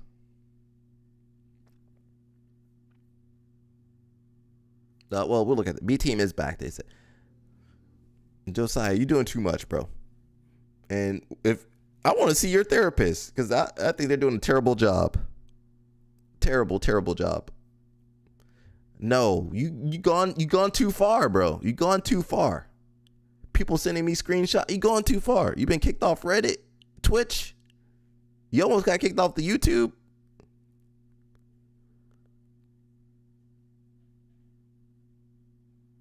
Okay, it says a new B team is on the rise. Guess he just wanted to keep the brand, let them keep the followers in gym, and he'll build it back up. Interesting. Someone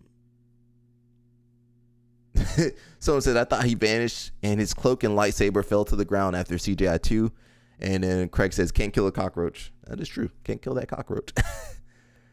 All right, so B team is back. Well, Craig Jones's B team is back, not the other B team. BJJ is better with Craig around. Says we need a Marcelo and Craig collab. I don't think Craig can corrupt Marcelo, but it would be fun watching him try. Don't do that. Don't do that. Nah, man, you doing too much, bro. Oh, are you spamming me on Twitch? Somebody spamming me on Twitch too. There's some other stuff we're just gonna skip, bro. All right, we're gonna look at Moneyberg. I'll give you guys about a couple minutes to go over to Twitch, because YouTube ain't gonna let this fly too long. Okay, so go ahead and get your Twitch ready. We're gonna go to Twitch in a little bit, couple minutes or two. Josiah playing in our face. Pause on me or pause on Josiah? Pause on Josiah. Yeah, I don't know if I said something. We got Carissa. Are you spamming me on Twitch over there? Josiah, we're gonna leave it till Friday. I guess Mush was pausing you. Yeah, pause on Josiah, please. I would like to get Grippo on here, but I don't know if Josiah could control himself. He might blow something. He might yeah, something might explode if Grippo is pause on me. Something might explode if Grippo's on the live stream.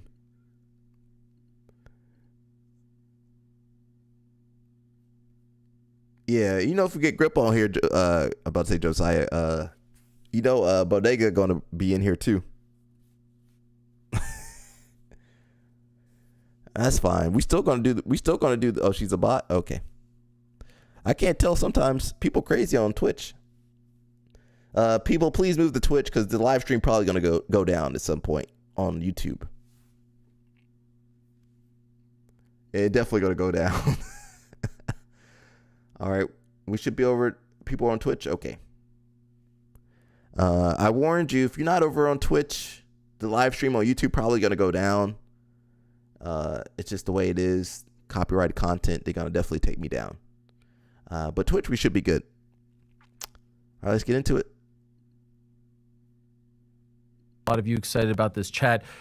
We've talked a lot about Derek Moneyberg over the past month or so, stemming from that confrontation with Sean Strickland in the hotel hallway. There's a lot to talk to him about. Let's not waste any time. Let's say hello to Derek Moneyberg, who is here in studio to talk to us right here and now. Appreciate him coming in. Hello, sir. How are you? Good to meet you. Nice to meet you as well. Thank you so much for coming in. Really appreciate it. And appreciate you taking the time as well. How are you?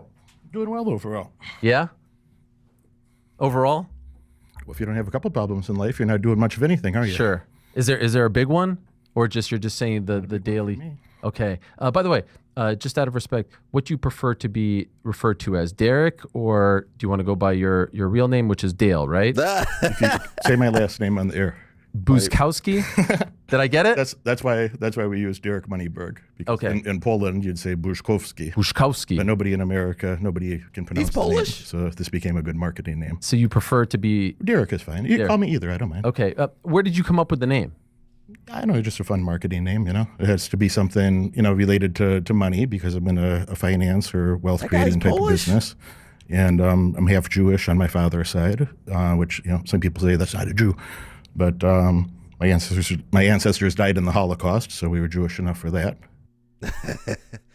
My man, we already knew all that stuff. Mush going in. Mush can't wait to jump on Moneyberg. And it was just a funny marketing name. It's catchy, slightly obnoxious or provocative to some people, and it works, Just why didn't you go with Dale Moneyberg as opposed to Derek? I thought Derek sounded fine. Okay, all right. And when did you come up with this sort of persona? How long ago? We started that business in 2019. And what's that business? So the Moneyberg business. So that website and the social media assets we started creating in 2019. And who's we? Me and my team. Okay. I own 100% of the business. How many people are a part of your team? I have several contractors, and then a few people I work closely with, and then a couple extended groups of contractors and whatnot. So when you say the Moneyberg business, that's the wealth management business? Yes. So people come to you to learn how to get rich, invest, increase their the primary portfolio. First of all, I don't manage anybody's money. So to be clear about wealth management, Okay. I don't touch anybody's money. I don't manage anybody's money. That's not the sort of thing that I'm interested in. I'll leave that for Wall Street people that are nearby here. Sure. But, I help people with entrepreneurship and help them understand how do we start a small business and scale that. Help them understand fundamentals of real estate and how to invest in real estate. And there's many ways to make money in real estate. And then I help them understand, global markets, primarily the stock market is there. So kind of like a consultant? I think of it as like a wealth coach, or I try to help people make decisions that would lead to long-term wealth. There's no get rich quick. There's no get anything significant quick. But I try to help people think about their finances in a way that over a period of time that they could have a lot of financial freedom. And this question may come off the wrong way, but it's not from a malicious POV. What makes you qualified to be that guy? Well, I did all of those things. Okay. I built a real business. Unlike most people on the internet that talk about those things, I built a real business. Which was what? I helped build. Let me answer the question. Okay. Well, no. Yo, why are you breathing so hard? Why are you breathing so hard? Why he got his water? I got my water too. My man, he's defensive. Does anybody realize he ain't angry, but he's like, in defense mode. I built this business. I just got my ClickFunnels plaque for $50 million in revenue in this business. Previously, I was involved in a dating business that I didn't own, but I was involved in building it. And my brand within that business, we did about $6.25 million per year at the time that I left that business. I made tens of millions of dollars in the stock market. I made over $10 million in real estate and profits. I went to the #1 business school in our country. I went to University of Chicago's Graduate School of Business. So I do have the right academic credentials. I'm not a PhD. There's a lot of PhDs that don't have any money. So most people on Wall Street aren't PhDs either, but they make a lot more money than PhDs do, So someone may be watching this and thinking, okay, why is Derek Moneyberg on? Is he on to just talk about, being a wealth management coach? Of course, you're not on to just talk about that. You have become somewhat of a combat sports, and I should say specifically like an MMA/BJJ story over the past 3 to 4 years or so. I first kind of started to notice your work when, I would start to see a lot of fighters with you on your show, a lot of fighters on your YouTube channel, on your social media. And the first thing that drew me to the scenes were that they were all wearing these shirts with you. And then we started to hear about your journey as a BJJ practitioner. Mm-hmm. Could I ask, just starting at the beginning, your interest in MMA and BJJ, when did that begin? And why did you just start to feature so many of these guys and gals on your YouTube and your socials? Related to that, and I'll answer your question directly, but just for one moment, Jeff, Duke Rufus died the other day. He did, yes, on Friday. About that. And I never met the guy, but I knew a lot of people. Bilal Muhammad trained with him, and Alan trained with him.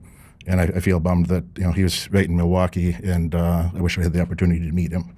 And just last second brief thing, sure. Paulie Malignaggi I saw on your show. Yes. And Paulie was, related to your question, Paulie was one of my first trainers. We worked on boxing for about 14 months together for, I don't know, maybe 40-something, 50 days we trained together. Okay. And, is this before the jiu-jitsu?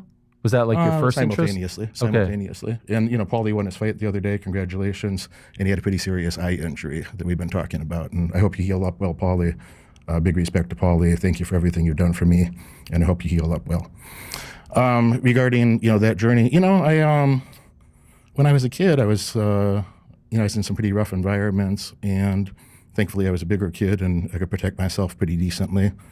But, over time, I was always interested in martial arts, since I was a child. I think a lot of people are. Obviously, you are as well, And I just never did that. And then, after 2020, when you had all the crazy things that happened at that time and all the turmoil in the stock market, I did very well in the stock market. And I thought, you're really doing well financially, but I was 300 pounds. I was fat, 300 pounds. I was pretty out of shape. They closed the gym, so I was always good about lifting weights. never trained MMA, but they closed the gyms and you couldn't go to the gym at that time. So, I focused on money and I did very well in the market. And I found myself by 2021 in a situation, I'm like, wow, like you kind of made more money than you ever thought you might in your lifetime, and you're 42. And, what are the things you'd like to do with your time now? And I grew up poor and I really focused on financial things and educational things so much that that was kind of a weird idea for me at the time. I'm like, of course I'm going to still do that, but I could do other things too and have like hobbies. Hobbies was like a new idea to me. You must be a pretty driven and obsessive person yourself, So maybe you could find that relatable in some way. But I asked Paulie. Paulie was a little bit of a fan. He had started writing me on social media. And then when I found out who he is, I'm like, oh, that's the guy that trained Conor McGregor. So I asked Paulie to come train with me 4 years ago this month. And then the next month I asked Jake Shields. I knew him for some time. I met him through Nick Diaz. And I asked him if he would come train with me. And then very quickly I realized if you're only training a couple of weeks, 8 days a month, you're not going to get good at this, So then I kind of scaled that up. I asked Tito Ortiz and Mike Chandler and a lot of other people if they would come, just people that I knew. And then pretty soon, that expands. And, as it's done for you, then, quite a lot of people in the MMA community over time, And so this all leads to you getting your black belt. You have your black belt in jiu-jitsu. Yeah, about 4 years later. And from what I was told, it was around 3.5 years, from what I've read. 3 years and 7 months. Okay, 3 years and 7 months, which is, as you know, you don't need me to tell you. You can't even get your pro belt in that time. An unbelievable feat, like almost unheard of. Some of the greatest BJJ practitioners of all time, BJ Penn, 3.5 years, Caio Terra, 3 years. Like you're in that discussion. And I think this has drawn the ire of the jiu-jitsu community. You probably don't need me to say this to you as well, right? Well, BJ Penn congratulated me, by the way. Sure. And BJ Penn was my inspiration to do that. I knew about... BJ Penn doesn't know anything. BJ Penn, man, BJ Penn, you can't, he's as crazy as Josiah. You can't listen to some of these people. Josiah said we going in on him on a Friday. It's an intervention, bro. We're trying to help your ass, bro. We're trying to help you. Trying to help you and help the world. That for, I don't know the number of years, but maybe a decade before I started. Well, I'm like, wow, like if I ever do that, if I ever get into MMA, you're not reliable. I need BJ private Penn. lessons. I need to do that with the best guys because I'm getting, I was getting older. You're not going to catch up. And how old are you, if you don't mind me asking? I'm 46. Okay. So BJ Penn was like legitimately my inspiration for that I'm like, all right, if I ever do this, I have to do it the way he did and have, private instruction with black belt, high level instructors from the beginning. Regarding the amount of years, yeah, maybe that's a shorter amount of years. Regarding the amount of time, I spent more time in the gym than most of these people that, I'm not a professional fighter. And I think there's some confusion on the internet about that. I'm a professional businessman. I'm not a professional fighter. There's nowhere on the internet that I ever talked about, I'm going to win this competition. I'm going to win worlds. I'm going to win ADCC. I'm going to be a UFC champion. I started in my 40s, dude. Like that's not a realistic thing. It was never my goal. But it was a good thing for fitness. It was something that was in the back of my head that I always wanted for like self-defense, that like, I'm a big guy and I'm in my 40s and I can travel around the world and feel pretty safe. 20 years from now, when you're in your 60s, are you really going to be able to protect yourself or protect your girl or your family if you don't have some like, real fight training? It's probably not realistic, And I really like to travel. I've been in a lot of countries, probably you have too. So, I'd like to have that confidence later in life. And it's a good fitness thing. But because you are a businessman, that also calls into question how you're able to pull this up, because pro fighters are doing this 24/7 if they're able to, right? They have no other job for the most part. And so for someone in their 40s to get a black belt while also being a business and running this multi-million-dollar business, as you say, it does ring some alarms, right? You can understand why. I'm not a Wall Street stock trader. I don't have to buy and sell, but sometimes I buy things. I might sell it 3 years later, 4 years later. So but you're doing stuff in your business. So I have to have an awareness of what's going on in the market day to day. Yeah. Regarding my business helping clients, it's like I spend time with clients. We do live events. I spend one time with clients for the right type of clients that have been around for a long time and been done their part. Then I'm happy to take their phone calls or help with things. But I don't exactly have an office to show up to or like a normal person. But you have another job, right? I haven't had a job since I'm 19. I have a business. Meaning you do something that isn't martial arts related, isn't jiu-jitsu related, that I would imagine takes up a lot of your time. You mentioned some of those fighters, those pro fighters. I don't think ever in the history of jiu-jitsu has someone received a black belt with not any sort of competition on their resume. To the best of my knowledge, you've never competed in a Mundials or an ADCC, never done nothing. right? BJ got his black belt after winning the Mundials. Khamzat Chimaev got his black belt after winning the UFC title. Have you competed against anyone to earn this black belt? I got my ass kicked for 2 years by a bunch of UFC champions and top behind closed competitors. doors, though, right? So, no one's able to see this. I don't give a shit. No, I understand that. No one sees your bathroom or what you do behind closed doors either, because it's not but I don't. business. I don't I don't get awarded a belt for my bathroom activities. You got a belt, but change of context. Sure. You have a black belt as well, yeah? I do not. Well, I have a black belt right here, and some might say, with all due respect, it's as legitimate as yours. Oh, God dang, I don't know a lot about you, honestly. I see clips of your show, and I see. I'm posting this on IG later. later. No one has ever received a black belt in jiu-jitsu without competing in events, and certainly no one has ever received it at your age. So you can surely understand why there's some questions surrounding the legitimacy of your black belt. Questions? Do you get bothered by this? Are you offended by it? Not much, honestly. I think the people... Because it's a big deal to win a black belt, to be awarded a belt. The people that matter, the people that trained with me, which is quite a roster of people, many of them. It's going to be Josiah on Friday. That trained with me, they know where my skills are and they know what I've done.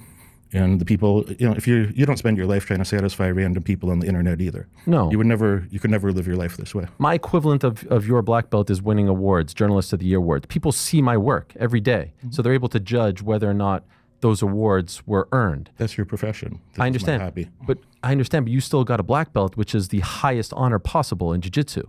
In 3.5 years, if it would have taken you 20 years, people would have been like, all right, that makes sense. 3.5 years as a mid-40-year-old with fighters who, sometimes their decision-making is called into question, you can certainly understand. Whose decision-making is called into question? Are you paying these guys of course. to teach you? Are you paying them to come on your show?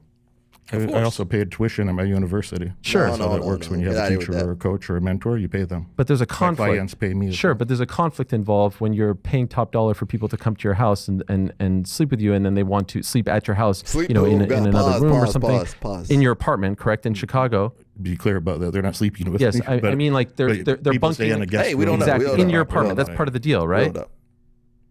People stay in a guest room at a property that I own. But they spend the weekend with you. Like you'll have fighters come over. I've talked to some of these fighters. I want to understand what your business is. And so my understanding is, he fly them guys in, and they spend a couple of days. They be up to 5 a.m. Don't sleep all night. Okay, I'm just saying. I'm getting the facts together. Getting all the facts. I'm just getting all the facts. And he's paying them. Some might call that, what is that called? When you, what is that called? Yeah, they getting flown. What is that called? When you traffic? Yeah, trafficking. Isn't that what Diddy got called for? Isn't that what Diddy was in trouble for, trafficking? Let's keep watching. Is they get paid to come on the show, right? On the YouTube channel? Depends on the context. The way that I've done that, I did interviews with 300-ish professional athletes and, people of interest, A lot of them were athletes, a lot of them were fighters. And yeah, some of those people came on because, it depends where they're at in life and what their circumstances are. I mean, some people, frankly, came on for free and maybe they should have paid me to come on because it did a lot more for them than it did for me.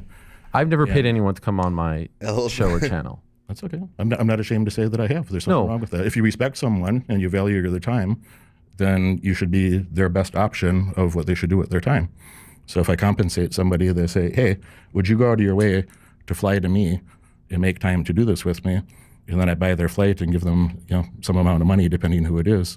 How much? If somebody values your time, then you should show respect for their time, and I don't think there's anything wrong with that. No, I get that. The issue I guess I'm bringing up is if someone is getting paid well by you, to do this, and you're describing maybe some people who could use a buck or two, they're going to be incentivized to continue to be around you and reward you with these great things without there ever being a sort of checks and balances involved, which is the major competition. Do you not agree? Do you know the number one thing that I pay those people for is harsh criticism. I want them to tell me the truth. What am I doing? I'd like them to tell me, hey, what's one thing that's going well that I should keep doing? I'd like him to tell me 2 or 3 things. Well, he didn't pay Jake Shields enough because he didn't give you why not compete in any sort of competition? I don't give a shit because I'm 46 years old and I don't make money. I'm not a pro fighter. I never had the dream to. I'm not a pro fighter, but you have said you will compete against Sean Strickland, right? That's a very different context. For him specifically, I'd be open. He is a pro fighter. Mm-hmm. So you want to compete against him because you have an issue with him or you feel disrespected by him? It seems like he has an issue with me. I've been nothing but a gentleman to him. It seems like he has an issue with me, and he said a lot of nasty things that are false. Like what? Like what is he accusing you of that is bothering you? You could look on the internet and see the things that he said, and I don't want to misquote him here, but no, he said a lot of things about my character, about my business that aren't true. They're outside of the black belt. Sean Strickland, he's allowed to have whatever opinion he might want to have about my black belt. He has a black belt. He's a world champion fighter. It'd be hard not to argue that he's a subject matter expert at fighting. So he could have whatever opinion that he wants to. When he says things about my business or about me personally that are derogatory, that goes beyond the realm of. But he said that was derogatory. A fair opinion, and he's just being malicious at that point. So if he would have just said, "Look, man, I don't believe you actually earned this black belt 3.5 years or 3 and 7 months," you'd be okay with that. You feel like he's crossed the line and made it personal. Yeah, I think that's a fair way to say it. Okay, because you had that interaction. Was that in a hotel hallway? Where was that? We happened to be staying at the same hotel, so that was the lobby of a hotel, yeah. Okay, and what happened there? Because you were saying that you were trying to talk to him, and then he started speaking into his phone, right? To his camera? Well, you'd have to know a couple details ahead of time. From the moment that I was presented that belt, which was July 3rd, I think. Of this year. July, yeah. By I've been Jake making Shields. content on that ever since. And also in the room were Glover Teixeira, Lyoto Machida, Frank Mir. Compromised. So the four of them came to... None of those guys have any connection to each other in terms of they don't come from the same lineage or train together. So it's kind of like this hodgepodge of MMA superstars. Yeah. The only thing they had was money. I don't know that I would call it money's the only thing that brought them together. But they are a random group of guys. There are 3 of them are UFC champions. I understand, but they're not connected. Strikeforce champion. They don't train together. They're all jiu-jitsu black belts. Okay, but historically, you get a sort of belt upgrade based on your coach that you've been with from the white belt to the black belt. I received my belt from one coach. I received my belt from Jake Shields. Oh, all of them. All of them. No, brown, purple. Oh yes, blue. Yes. And a belt every regarding year. the Sean thing. So those 4 gentlemen were in the room with me that they had coached me, they had trained me, so they had helped me develop that skill set. And when we left that room, there's already commentary, a lot of congratulations and a lot of nice things, and then Sean Strickland had a lot of negative things to say about it. And again, regarding the belt, he's entitled to do that. He can have whatever opinion he wants to, but he never met me. He's never had a conversation with me. And he's making a lot of interesting assumptions or pretty negative assumptions based on that. But in any case, and I wrote him privately, and I was a gentleman about it. I wrote him privately, and I said, Sean, I asked you twice to do an interview with me, and you declined. It just never happened. And I know the guy that owns your gym, Randy Couture. I know your coach, Eric Nixick. I know plenty of people at your gym. Like, if you wanted to train together, we could. I'd be happy to train with you. If you have doubt, I'd be happy to train with you. So that's the essence, not word for word, because I'm not reading it, but that's the essence of our communication. Then he attacked me some more, and then he attacked me some more. And then I seen him in person then at that hotel. This is first time in person. First time we ever met in person. And we were, I was at Glover Teixeira's gym. Alex Pereira was doing his fight camp, training for his fight camp for the October 4th, I think, Magomedov fight. That you, Arthur? And anyway, so Sean has come to help spar with Alex to prepare him for his fight as somebody that Alex invited. And I don't want to cause a fuss at their fight camp. I'm very respectful. If you look at anything that I would do on the internet, I don't go pick fights with people. I don't go talk bad about people. You have no idea that hundreds of interviews, people said things that maybe they got too comfortable and said things on camera that wouldn't be good for their career, wouldn't be good for their future. And I never publish that stuff. I'm very respectful to these people. They're people that I think very highly of, and including Sean. I think Sean's a very talented person. You don't become a world champion by accident. What's up, Arthur? They exposed Mikey for sure. Well, Jake Shields did. He was showing text messages and stuff. That was pretty unprofessional. I think there's 118 or so UFC champions ever. So that's not an accident. He's a very talented person. It was a person I was interested in meeting. That I'd be happy to do an interview or train with or both. But anyway, he kept saying nasty things about me. And then So the first time I see him in person is in the lobby. I just walk in the door of the hotel. I've been training all day with Clover and people at his gym. And then we went for lunch. And then I said, hey, just drop me off. I want to take a shower because feeling pretty sweaty from early in the day. I said, let me take another shower and I'll meet you back at the gym. There's a class at 7, a class at 8:15. Then we'll do one-on-ones after, you know. And when I walk in the hotel, Sean is there. And I said, Sean, will you take a minute to talk with me, please? And he's like, he don't really want to. And I was like, Sean, I'm being respectful. I've been respectful. You say a lot of things about me. You never met me before. We never had a conversation before. And there's some chairs over here. Would you just take a minute and chat with me? Take a minute and chat with me. And I was very polite about it, And then he don't want to do that. And I said, okay.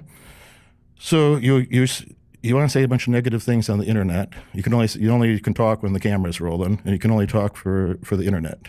You don't actually have any interest in getting to know me, know anything about me. You just want to say nasty things on the internet. And I said, I was at the gym all day yesterday. He was in town. He should have just stayed quiet about this. We would never known something about like him. 11:30 in the morning, 11:45 in the morning to like 10:30 at night. Minus we left for like 2 hours to eat and came back. So I didn't see you at the gym at all yesterday. I haven't seen you at the gym all day today. He want to be around I'd be happy to talk with you if you want to roll respectfully. If you want to roll and test me, come. I don't want to be injured. I'm not challenging you to a fight. But if you want to come roll with me, come to the gym and roll with me. I'm going back at 7. We could go together. And then you just started talking to the camera. And then I said to him, to his face, and again, still respectfully. I've never said anything disrespectful about him. I think he's a talented person. I like some of the funny shit he says. I don't agree with everything he says, but I don't agree with anything everybody's. That's life.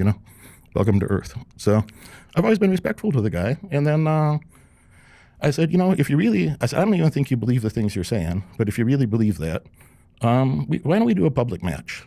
So I'd do a public match with you. And I said, I don't think you could tap me in 5 minutes. I didn't say you can't tap. No, I won't be able to do anything, but you can't tap me. In a grappling match, I don't think you could tap me in 5 minutes. He's 12 years younger than me. He had his black belt for over a decade. Again, I respect the guy. He's a very talented fighter. Do I think I could beat him up in an MMA match? No, I don't think that'd go well for me. But in my grappling, I feel confident. I don't think you could tap me in 5 minutes. That don't make you a black belt. You could just turtle up for you think you can beat 5 minutes. I don't know.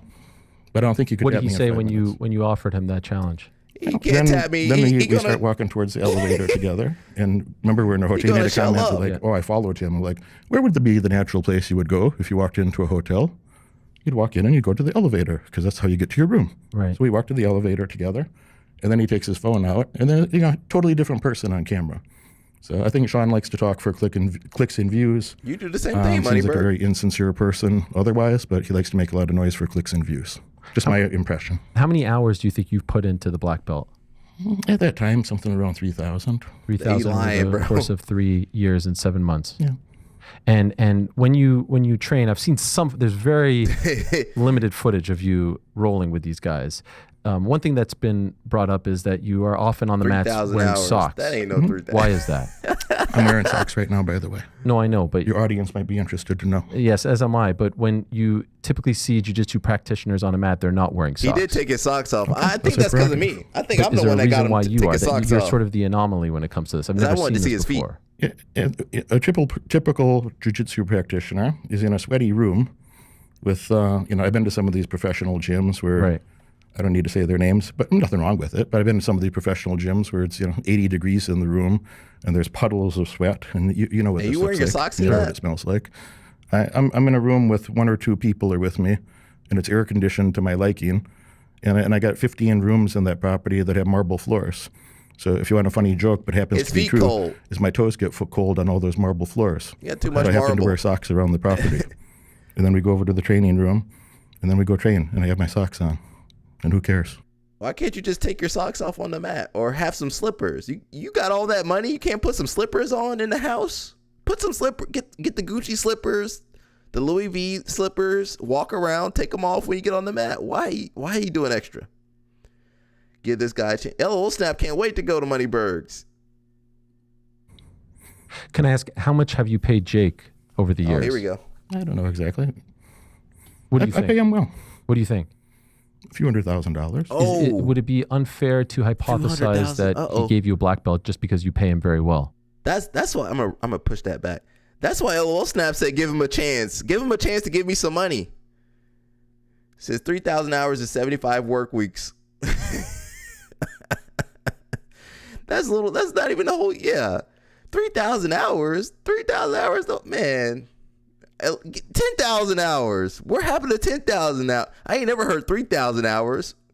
10,000, at least 10,000 hours, right? Come on. Would it be unfair to hypothesize that he gave you... Go back a little bit. And I have my socks on. And who cares? Can I ask, how much have you paid Jake? How much over is the years? I don't know exactly. What do you think? I pay him well. What do you think?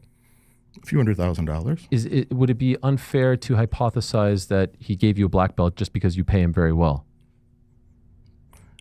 Yeah, I do think it would be unfair for numerous reasons. Why? I mean, have you trained with some of these guys? And sincerely, I'm not trying to poke. No, I don't. Like I'm a journalist. I don't train with them. I'm mostly a businessman. I understand. But yeah, I mean, if you this Jake has come to me. We started in November 2001, and it comes like every 4 weeks. Plus, we've trained in other places. 2021. 2001. 2021. 24 years. 21. Okay, sorry. My mistake. No. And thank you for correcting me. 2021. So 4 years. And yeah, he's come to me 50 times. He's never had an excuse. If he had an injury, he shows up. If I have an injury, I show up. We work around it. He's been a great person. He's helped me a lot. Chael Sonnen said about, actually I had a conversation with Chael Sonnen where he brought up a quote from George St. Pierre. He says, when George St. Pierre said that Jake Shields is the best MMA grappler ever, and Chael says, like, I thought to myself, is that true? Who's better? It's like, maybe Damian Maia? No, Jake beat Damian Maia. Maybe somebody else, I forget who else's name he said. He's like, no, Jake beat him too. He's like, shit, Jake is the best MMA grappler ever. So I think the guy's very talented. We could debate that, but that's what GSP said about him. We could debate, anybody could have a debate about those type of things, but he's extraordinarily talented. He's very loyal. He's been consistent. How many black belts has he given out in his career? Has he awarded? I'm not sure. Do you think more How than much do they pay? 5? I don't, you'd have to ask him. I sincerely don't know. Really, when you said that, and this is a guess, and it might not be true at all, really, the number that came to mind is 10 or 12. Okay. But I'm not sure if that's true. So it's an elite group of people. I'm not sure if that's true at all. Probably not more. I don't know many sincere. Jake Shields black belts. I know he's a part of the Cesar Gracie group and all that, but I don't hear of him awarding a lot of people black belts, which would then make your black belt extra special. Right? I don't know I don't know what gradient of extra special. I don't know. It feels very unique to me. All right. Do you have any interest in expanding into other, like, are you trying to get a karate black belt, You already got judo that. black belt? You got that last week. Where does this end for you, or are you content with this? I've been training MMA, so I learned. My takedown defense is good. My takedowns are good. I'm not going to be some world champion fighter. I just want to be a good. How much did other people pay? MMA guy that has good solid self defense. They ain't paying no $100,000. I take care of myself. I'm an old man. I don't think it's the controversies online. People focus on 3.5 years. It's a big deal. It's a big deal because this means the world to these guys. No, dude, I did the same amount of training they did in less years, and I did it with their icons and idols. And I think there's a jealousy component to that. I do. Respectfully, I don't believe that. These men and women may or may do not 2-3 a days since they're teenagers, and it takes them 10, 15 years to get a black belt through blood, sweat, and tears. UFC title fights. For some of that, We've never seen you in a competition. We've never seen you in one competition, even like a white belt competition. Because I never tried to be a competitor. I had no interest in that. But then that calls into question this black belt. The black belt feels like a Happy Meal black belt. Happy Meal. That's okay. McDojo I don't really mind if you question it. You don't, because I'm happy to hear that because you've had some issues with people who have criticized you in the past, right? There's a famous case with a YouTuber, Spencer Cornelia, where you... That's not criticism. It's slander and defamation. You felt like he was hitting you below the belt, so to speak. He said numerous lies about me and repeated them to a broad audience. Ultimately, the case got dismissed, though. The next court now date, you're appealing we're that. on appeal. Yeah. And in the Ninth Circuit Court, the next court date is less than 2 months from now. So can we take a step back, though, and I'd love to know, because this is a rare opportunity to ask you about your past and history, because I think that's what, gets brought up when people are starting to look into this black belt. As you mentioned, tough upbringing, right? Didn't have, a lot to your name, had to fight, people would pick on you. Is that all accurate? I mean, there's no context for the things that you're saying. So yes, those are accurate things. With You didn't have a lot of money don't training. You respect weren't hobbyists, a kid who grew you up know? in a multi-million-dollar home. They don't respect hobbyists. That's why. In some ways, I wish that were true. In other Sure. ways, I probably am grateful that it's not. You know? It shaped who you are as a person. That's fair. Your first million came when? Late 20s? 29. 29. 28, 29, 29. You had a kid though in your mid 20s, right? He had a kid? I was 20. 20. He had a kid? Is his name Dylan? And do you have a relationship with him now? You know, I tried to be very good to him in the past, and we don't talk much. If he calls me, I answer his call. How come? If he texts, because he's my son. So if he calls me, I How answer come his you call. don't talk much? Why don't you talk much to your son? Your only son, correct? Your only child? Yes. Moneybird got a kid? They be talking crap on hobbyists, man. They be talking crap. Jake Shields, Mikey was talking crap on hobbyists. Gordon Ryan constantly talks shit on hobbyists. And they make more money than all of them. They definitely make more money than me. I'd be like, come on, hobbyists. That's how it is, though. He ain't never gonna fight Sean Strickland or compete against Sean Strickland. He gonna get crushed. He said Sean can't tap me out in 5 minutes. He gonna do. I don't know if you ever seen the Andre Galvao versus which Gracie was it? It was a Metamoris match. Majority of people, man. Honestly, I don't think he can't beat a regular person. He's not gonna beat a regular black belt. He gonna get crushed by a regular black belt. The majority. Yeah, I don't know, man. We'll keep watching. We got a little bit more. Heron Gracie, was it Heron? Yeah, that's what he gonna do in that match. LL snaps. I tap most people in under 5 minutes, but it's gonna be tough if they playing defense on you. It's like making fun of people that play pickup games for basketball. I can't be in the NBA. Yeah. I mean, he delusional to think he can get an NBA or do a lot of this stuff. Yeah, we just don't have that type of relationship. Okay, does that bother you? I mean, I suppose I wish I had ideal relationships with my parents, and I wish I had an ideal relationship with my son, and then there's life, you know? Did you not have an ideal relationship with your parents? I don't think, well, I was going to say I don't think anybody does, but that's probably not fair. I feel blessed. I need to do this with Josiah. If you guys are watching, we're going to have a Josiah episode on Friday. It's going to get wild. It's going to be wild on here. A little snap, you better be there. We need some backup. Arthur says, I pay a lot of money for Strickland versus Moneybird. Yeah, they should have done it at CJI. Says, even if they play defense, if you're stronger than the person you could oppose. Well, he is strong, though. He is strong. You know, he got that Shrek strength. He might be hard for you to tap out, too. I'm not going to lie. He's strong. He's strong. He might give a little snap a run for his money. Do you think you do? Yes. That's nice. Yes. That is something to be happy Didn't about. say nothing about technique. I thought you black had a belt few was about run-ins technique. with the law, right? I have. Probably, I think you West Coast. We're going to be East Coast, probably about 11. What was that, 8 o'clock? Yeah, it's going to get wild, everybody. If you don't know who Josiah is, it's going to get wild, man. It's going to be wild. Banned. Okay. He already attacking me. He already made a response video. He made a response video. He said he ain't going to be here on Friday in the chat. It's going to get wild, so prepare yourself. It's going to get wild. It might be too much for TV. 2006, obstructing an officer. Dismissed. Dismissed. Wait. Moneybird got arrested? Expand. Okay. 2006, obstruct. Wait, I'm behind. I don't think, well, I was going to say I don't think anybody does, but that's probably not fair. I feel blessed. Do you think you do? Yes. That's nice. Yes. That is something to be happy about. Absolutely. You've had a few run-ins with the law, right? I have. Expand. Okay. Expand. What do you 2006, know what he means? obstructing an officer. Dismissed. Dismissed. And then 2006 and 2008, you were served a warrant for failure to appear in court, right? There was a warrant out for your arrest. Is that for traffic? I'm not sure. That was, I think, for obstructing an officer as well. But these are still run-ins with the law, is what I'm saying. Is that accurate? 2006, 2008? Well, if you pull my criminal history, I can legally say I have 0 criminal convictions, 0.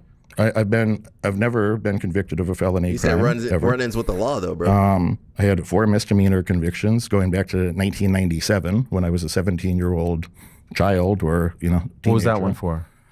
Aggravated assault, I think. Oh, God, dog. And what are you doing, Money Bird? so of those 4 misdemeanors, which I don't even have to talk about that if I don't want to. I can legally. I think you have in the past, though. I am again, so I don't mind. No. I'm not unearthing anything that you haven't talked about in the past. No, my clients know this. No one in the world that knows me well would be surprised. Derek had some misdemeanor crimes. Sure. 2014 domestic violence and domestic battery first degree. Uh-oh. What happened? Never had a court date, dismissed. What happened? Nothing, dismissed. No, I know, but what happened? No one's coming to my house and arresting me for that. So something obviously had to an accusation. There's a misunderstanding on the side of security at a hotel, as I recall. And again, this is 11 years old, so I'm searching. It's not that long. Yeah. Anyway, I was taken to jail and then released, and I never even went to court. There was never a court date. It was. You've never spent any time behind bars, even if it was one night. When I was a teenager. Okay. When I was 17, and when I was 17 and 18, and I'll go back to that because those are the pertinent things. When I actually did have some misdemeanor convictions that you were digging for, I had 4 misdemeanor convictions in my life. Since then, I got 3 university degrees. Still a lot, since then, though. I built a Some business. of us ain't got no convictions. I did a lot of other things in my life since then, and 3 of those were expunged entirely, which means in the court's eyes, it never happened. Got it. Right, and the 4th one, the one that I mentioned involving the aggravated assault, is healed by the court. So if I fill out a legal document of any kind, I could fill out any legal document for the government. I'm legally allowed to say that I've had 0 criminal convictions ever. And you can leave the country, you can travel. There are no restrictions. 60 something countries. And then the 5 properties that you inherited, I believe, from your mother, right? After she passed. He did a lot of research. There was some questions called into that as well, right? Dang, he a good journalist. I think you got a few facts wrong, but I think you're talking about the legal disputes from 2012 where the 8th Circuit Court overturned that. It unanimously ruled. But yes, in for the favor. 5 properties, right? I don't remember how many properties are involved, but that had something to do with 5 properties were seized that you inherited from your mother over allegations that they were used for manufacturing drugs or used to buy via drug proceeds. Wait, what was that? I never charged with anything. 0. What the heck? Moneybird, Heisenberg, Moneybird. You put on private. Josiah put all his well, we got screenshots. We still gonna talk about you. Josiah had to run and put all his videos on private. Josiah, we still got screenshots, bro. You can't run from this intervention. You can't run. You can't run, Josiah. You can't. This Josiah. You can't run. He put all his videos on private. All 500 videos on private. Well, we still do an episode. He definitely a scam. Well, listen, man. He got a sordid past. Most of us ain't got all this stuff. Misdemeanors. What was the other thing? The domestic. Josiah said he put all his videos. We got some screenshots though. That's all we need, screenshots. We actually don't need to listen to the video. You did an intervention with yourself? Josiah, get out of here, man. You crazy, bro. You really crazy. These were seized that you inherited from your mother over allegations that they were used for manufacturing drugs or used to buy via drug proceeds. Oh, ooh. I never charged with anything. 0 convictions. But is that Yo, how'd you afford those houses, Moneybird? How did you afford? Wasn't he the one making fun of us for being broke and poor? How'd you make that money, Moneybird? Man, thank God for Ariel Hawani. He did the research. I can't do that much research. He over here got Moneybird sweating in his socks. Go ahead and take your socks off, Moneybird. the wrong way to describe what the I don't know what the internet accusation says, was? Oh, I'm asking you, not the internet. You're right here. This is a great opportunity to clear it up. My name's not on that. And furthermore, the way that I recall this, and now you're asking me something from 13 years ago, I believe that's 2012. But these are big moments in one's life that shape you into the person that you are today. I don't think it's such a big moment. No? What is the big moment? If I was arrested. I wasn't arrested. You were not. No one accused you of any of this? I was never arrested. You said you weren't. I was arrested for what? At that time, are you talking about this case, or are you talking about everything? Well, just in general, if I was arrested once, it would be a big deal. Let alone, these handful of times. If you grew up where I grew up, the people that I grew up with, some of them are dead from drug overdose or violence. Some of them are doing 30 years in prison. I get that. And I'm like, when did you graduate from college? I avoided all of those things. When did you graduate? I avoided, and I never had a drug problem. I'm not in prison. I've never been to prison. I never did all these crazy things. Been to jail? I had to go to a community college originally, to answer your question, because when I was 17 and 18, I was in jail, as I mentioned. I spent like 90 days. This? 1997. That you were in when did you go to University of Chicago? He actually digging. 2011 till 14. Right. So, this stuff, we're talking 2018 years. So you're already a college graduate. You're not someone who's living on the streets when this stuff is coming into your life. I was working on my third university degree in 2012-ish. And so how were you able to overcome these things and then start to get on the, the straight and narrow? Overcome what things? These are run-ins with the law right here. Are they not? If you go outside and get charged with jaywalking, you've had a run-in with the law. It's a little bit different. No, it's not. Domestic There's no violence. charges. There's no charges. Fair enough. Okay, but there's no charges. Putting that behind you, because to your credit, since 2018, there seems like nothing's come your way. There's no drama of any kind. The biggest drama in your life is people calling into question your black belt, which we should all be so lucky, right? So how did you kind of put that side of your life behind you to where there's no drama? You're a crazy person, man. Anybody that knows me well, I always keep my word. I always do the things that I say I'm going to do. I work hard. I've been a smart, hardworking person. Did I grow up in a beautiful place? No. A lot of people come on your show. There's not one fighter. There's not one person from my I was going to say audience. That's the wrong word. From my client base, there's not one person that would be surprised about any of this. I'm not. There's not a damn thing that I'm ashamed of. That's how I found it. I've consumed a lot of your content. Cool. I didn't do a damn thing I'm ashamed of. Nothing. Real social dynamics. Mm-hmm. This is like a dating sort of guru that you were. Josiah should be ashamed. I never thought of myself as a guru, and I've never used that word about myself. People come to you. You have these seminars, these boot camps where you teach primarily men on how to pick up women. Is that accurate? People came to me mostly for dating advice about how to have better relationships. My number one city when I had an affiliate relationship with that company, the number one city was right here in New York. Okay. And my number two city would have been London. And so the primary client base that I was working with tend to be college educated people. I kind of thought of it like this, and give me 30 seconds to explain this. Sure.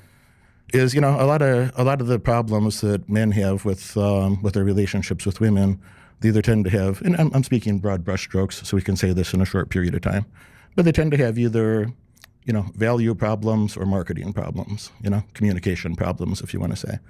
And, if you're a bum and you're kind of a shitty human, and girls don't like you, then probably you got a lot of work to do. That's not really the client base that I was interested in working with. What I did like working with, and who I made real relationships and friendships, and some of them became my clients in my current business, are people that maybe they spent their 20s going to college, graduate school, building a career. They have PhDs, or they're attorneys, they're consultants, they work on Wall Street, and they're smart guys, and they're high quality guys. You would say an above average man, like a man with an above average income, above average education, good intentions with a woman.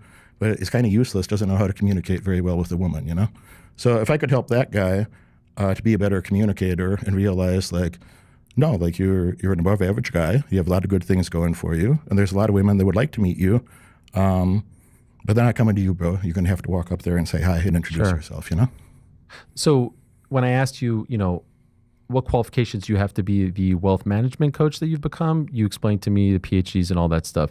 What qualifications did you have to be this dating coach, if you will? People got good results and they kept coming back.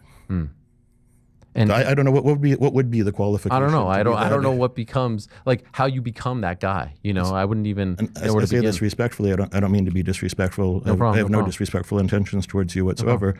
But that's like saying, like, why are you qualified to run the show? It's like, I don't know, because you're pretty fucking good at it. You're good at it. I went to Syracuse University, have a broadcast journalism degree, so I would say that's the biggest qualification, plus the hours that I've put in. But yes. I didn't know about the degree, but I would say the primary thing is like, you're good at it. You get a degree in dating, advice? I only had degrees in business. If there's one, maybe there's some new politically correct thing that I'm not aware of, where you can get a degree in victim studies or all kinds of shit today. So why'd you stop? That company, that was like the coolest thing in the world. They started that company in 2002, the co-founders, and I met them in 2003. And I was around from that time. And we had a lot of fun, and you're in your 20s. A guy named Neil Strauss, I don't know if you know who Neil is. We're not friends, but we're not enemies, but we just haven't seen each other for a long time. That's what he said about Mikey. A guy named Neil Strauss, wrote a best-selling book about that kind of brought that as a more mainstream thing. He also wrote a book about Motley Crue. He also wrote a book about Tito Ortiz's ex-wife. So he had a lot of best-selling books. And yeah, he was writing a book about the company. Courtney Love was living in the house with the main guys that owned this. Courtney Love was married to Kurt Cobain. So Courtney used to make me some chocolate chip cookies and, be Courtney. And Courtney is exactly, when you see her on television, that's exactly how she is in real life, So she's different but delightful in her own ways. But yeah, it was fun. We were in our 20s. It was fun. The guys that owned the company, they're in Men's Health magazine. They're in Rolling Stone. It was a cool thing. And you're helping out a lot of guys that there's no shortcut in life where you're going to be like, you get a lot of big things that you don't deserve. One of my favorite quotes is from Charlie Munger. Charlie Munger is the long-term business partner of Warren Buffett. Recently passed away about 2 years ago now. And he used to say, the best way to get what you want in life is to deserve it. And that really echoes in my head. I like that saying quite a lot. The best way to get the things you want in life are to deserve them. The world's not such a crazy place to go around highly rewarding a bunch of undeserved people. I've heard you say poverty is a lifestyle choice. In a first world country, I think that's true. That's tough.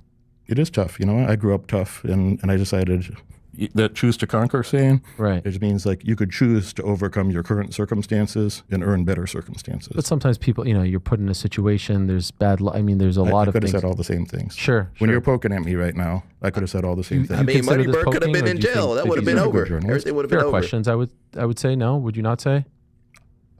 I think you are poking at me, and I also think you're being a good journalist. I appreciate that. Different style than the ones, the kind of interviews that you have on your show, right? We're good. Can I be honest about your videos? Lie to me. Okay, I won't do that. I thought it was 7%. Go ahead. What do you said got? 10%. I'm a little uncomfortable sometimes watching the interviews because it feels to me like these are fighters who are taking a paycheck from you, just being honest. I've heard around like 7,500 or so. Is that accurate? That sounds pretty high to me. Okay. Even with inflation, that sounds pretty high. What is Moneybird said I ain't paying that. It depends who it is. Some people I give them nothing, and some people I might have give them feel 5. Bad for those people. Other people are getting paid and they're not getting anything? Well, when somebody shows up on your show, you have to make a decision who you're going to put on your show or not. Who are you going to? So there are some people, they're at a place in their career 10%. where they're a talented person, where I personally like them. And I think let me help give this guy some attention. Maybe that's good for his career. Okay? I guess the thought is that people think that. And if I could fully answer, then there's somebody else. It's somebody's a multi-time UFC champion, and I pay them $5,000 to show up. Then I'm just showing respect for their time. There's a lot of things they could do for that. Do you think you can get guests without paying them? I get a lot of guests without paying them. Okay, so then on the show, it seems like it's a lot more of you talking than you interviewing them. You mean guests or gifts? What do you say? Okay. I'd like it to be something like 50-50 storytelling. Do you think it is? I've never measured it, and I don't really give a shit. I feel comfortable doing exactly what I'm doing. And a lot of those people, that was a good vetting process, if you will, or a good feeling each other out process, where I asked a lot of people to do interviews, and then if we kind of had a natural fitment together, then I say, hey, would you consider coming to train with me? Right, I've heard that. Like you'll It's been very useful. You'll pay them X amount to come on the show, and then you'll say, hey, here's a deposit or so to come stay with me in Chicago. I heard you have an incredible place in Chicago. It's a nice place. As far as the wealth management is concerned, how much do people actually have to pay you? How much do people have to pay you to do these? We have programs starting at $97, and then we have things that are they scam it. Only available to somebody who's been around, has gone through the courses, who knows the material, and they're going to be able to have a coherent conversation in a room full of people that have similarly, gone through the same training, and we can talk about, those topics fluently, between real estate, interconnection of business in general, of entrepreneurship, real estate, stocks. Because I saw some of the numbers, and again, like, this is not my world, so I could be completely off base here, but the numbers seemed, quite high in terms of how much, courses I saw are from 5,000 to 20,000 to even one-on-one mentoring for around 60,000. Is that accurate or no? Yeah, maybe 5,000 to 20,000 is very common, and then we've done a few one-on-one things where somebody requests something specific or particular that we could do, one-off things for more money. Sure, it's a lot of money. So you're dealing with like a higher echelon of clientele. I mean, I don't. The people that are interested in learning about business and finance they're trying to make serious money. Right. So I don't think it's so much money when I pay somebody $5,000 to come do something for me, and they have to post they have to post like reviews, right? Testimonials.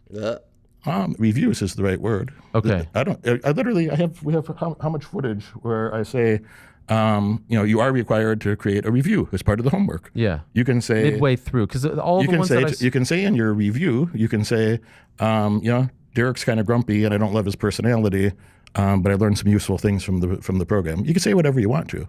They can say anything they want to. I saw a lot of but reviews. They are required to post a review, or to create a review. Midway through, right?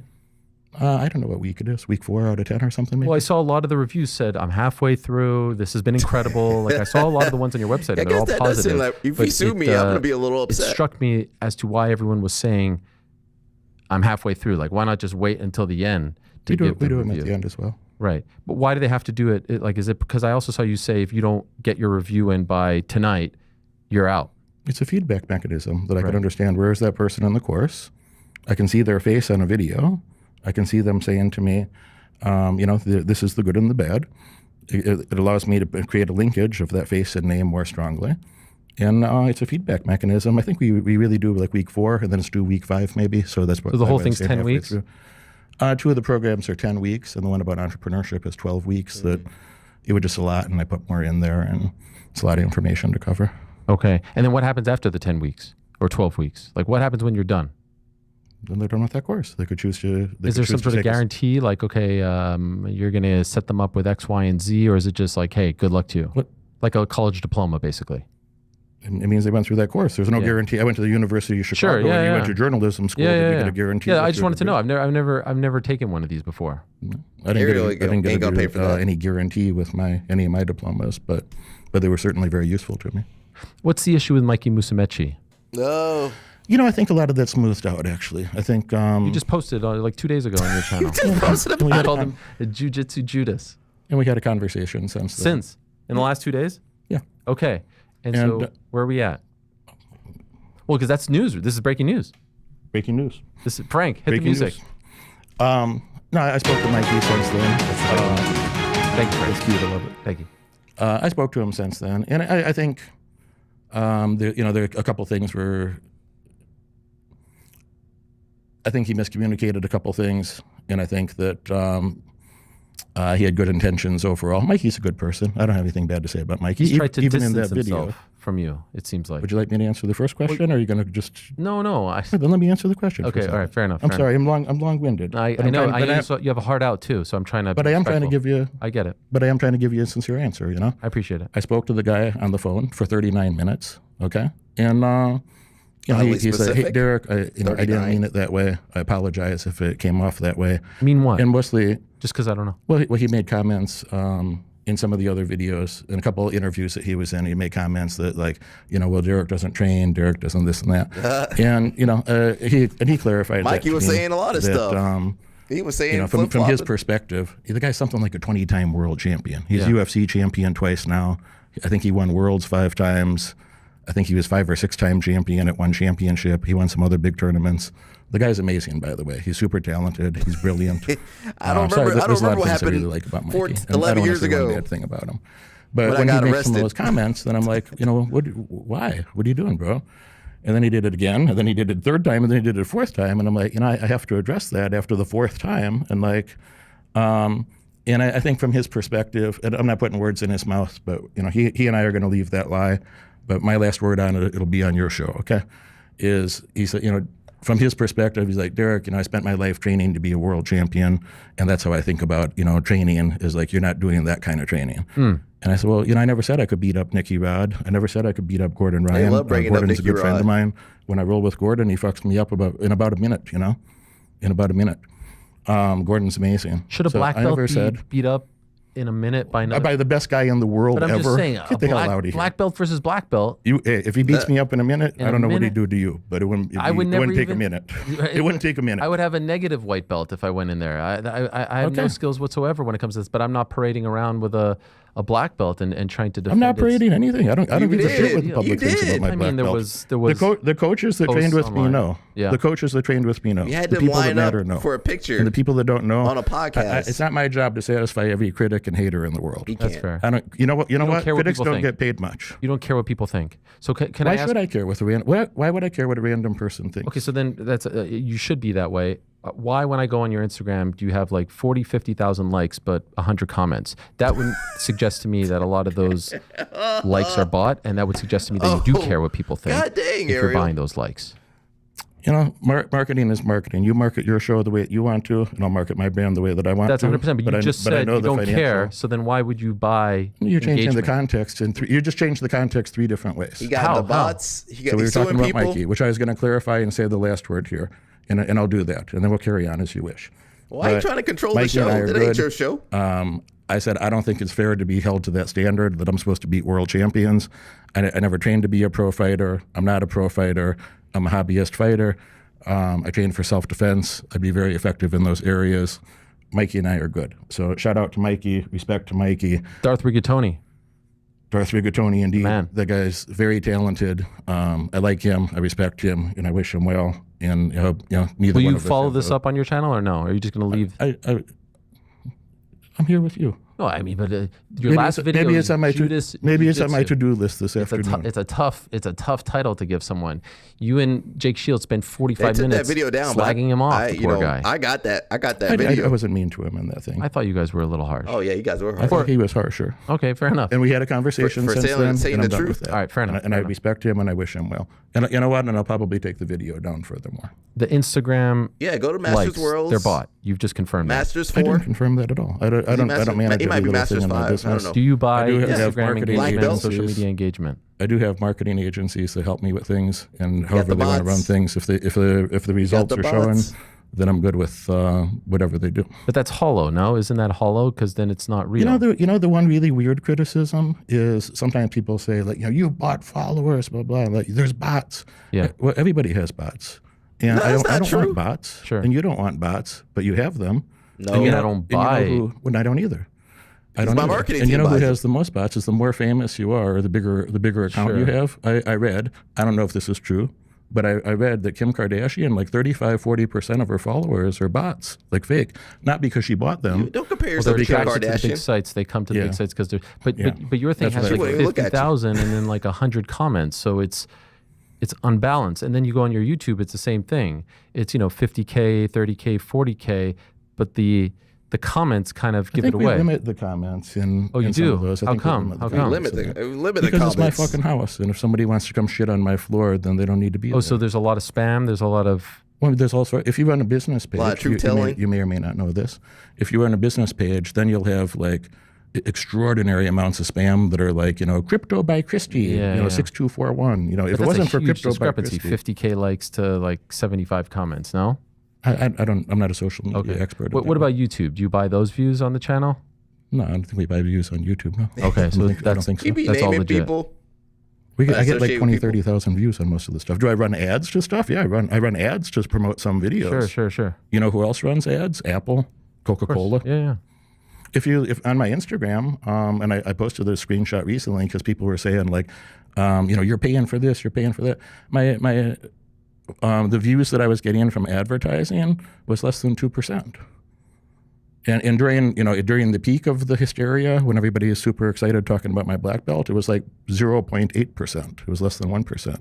So we're not paying significantly for views on these things.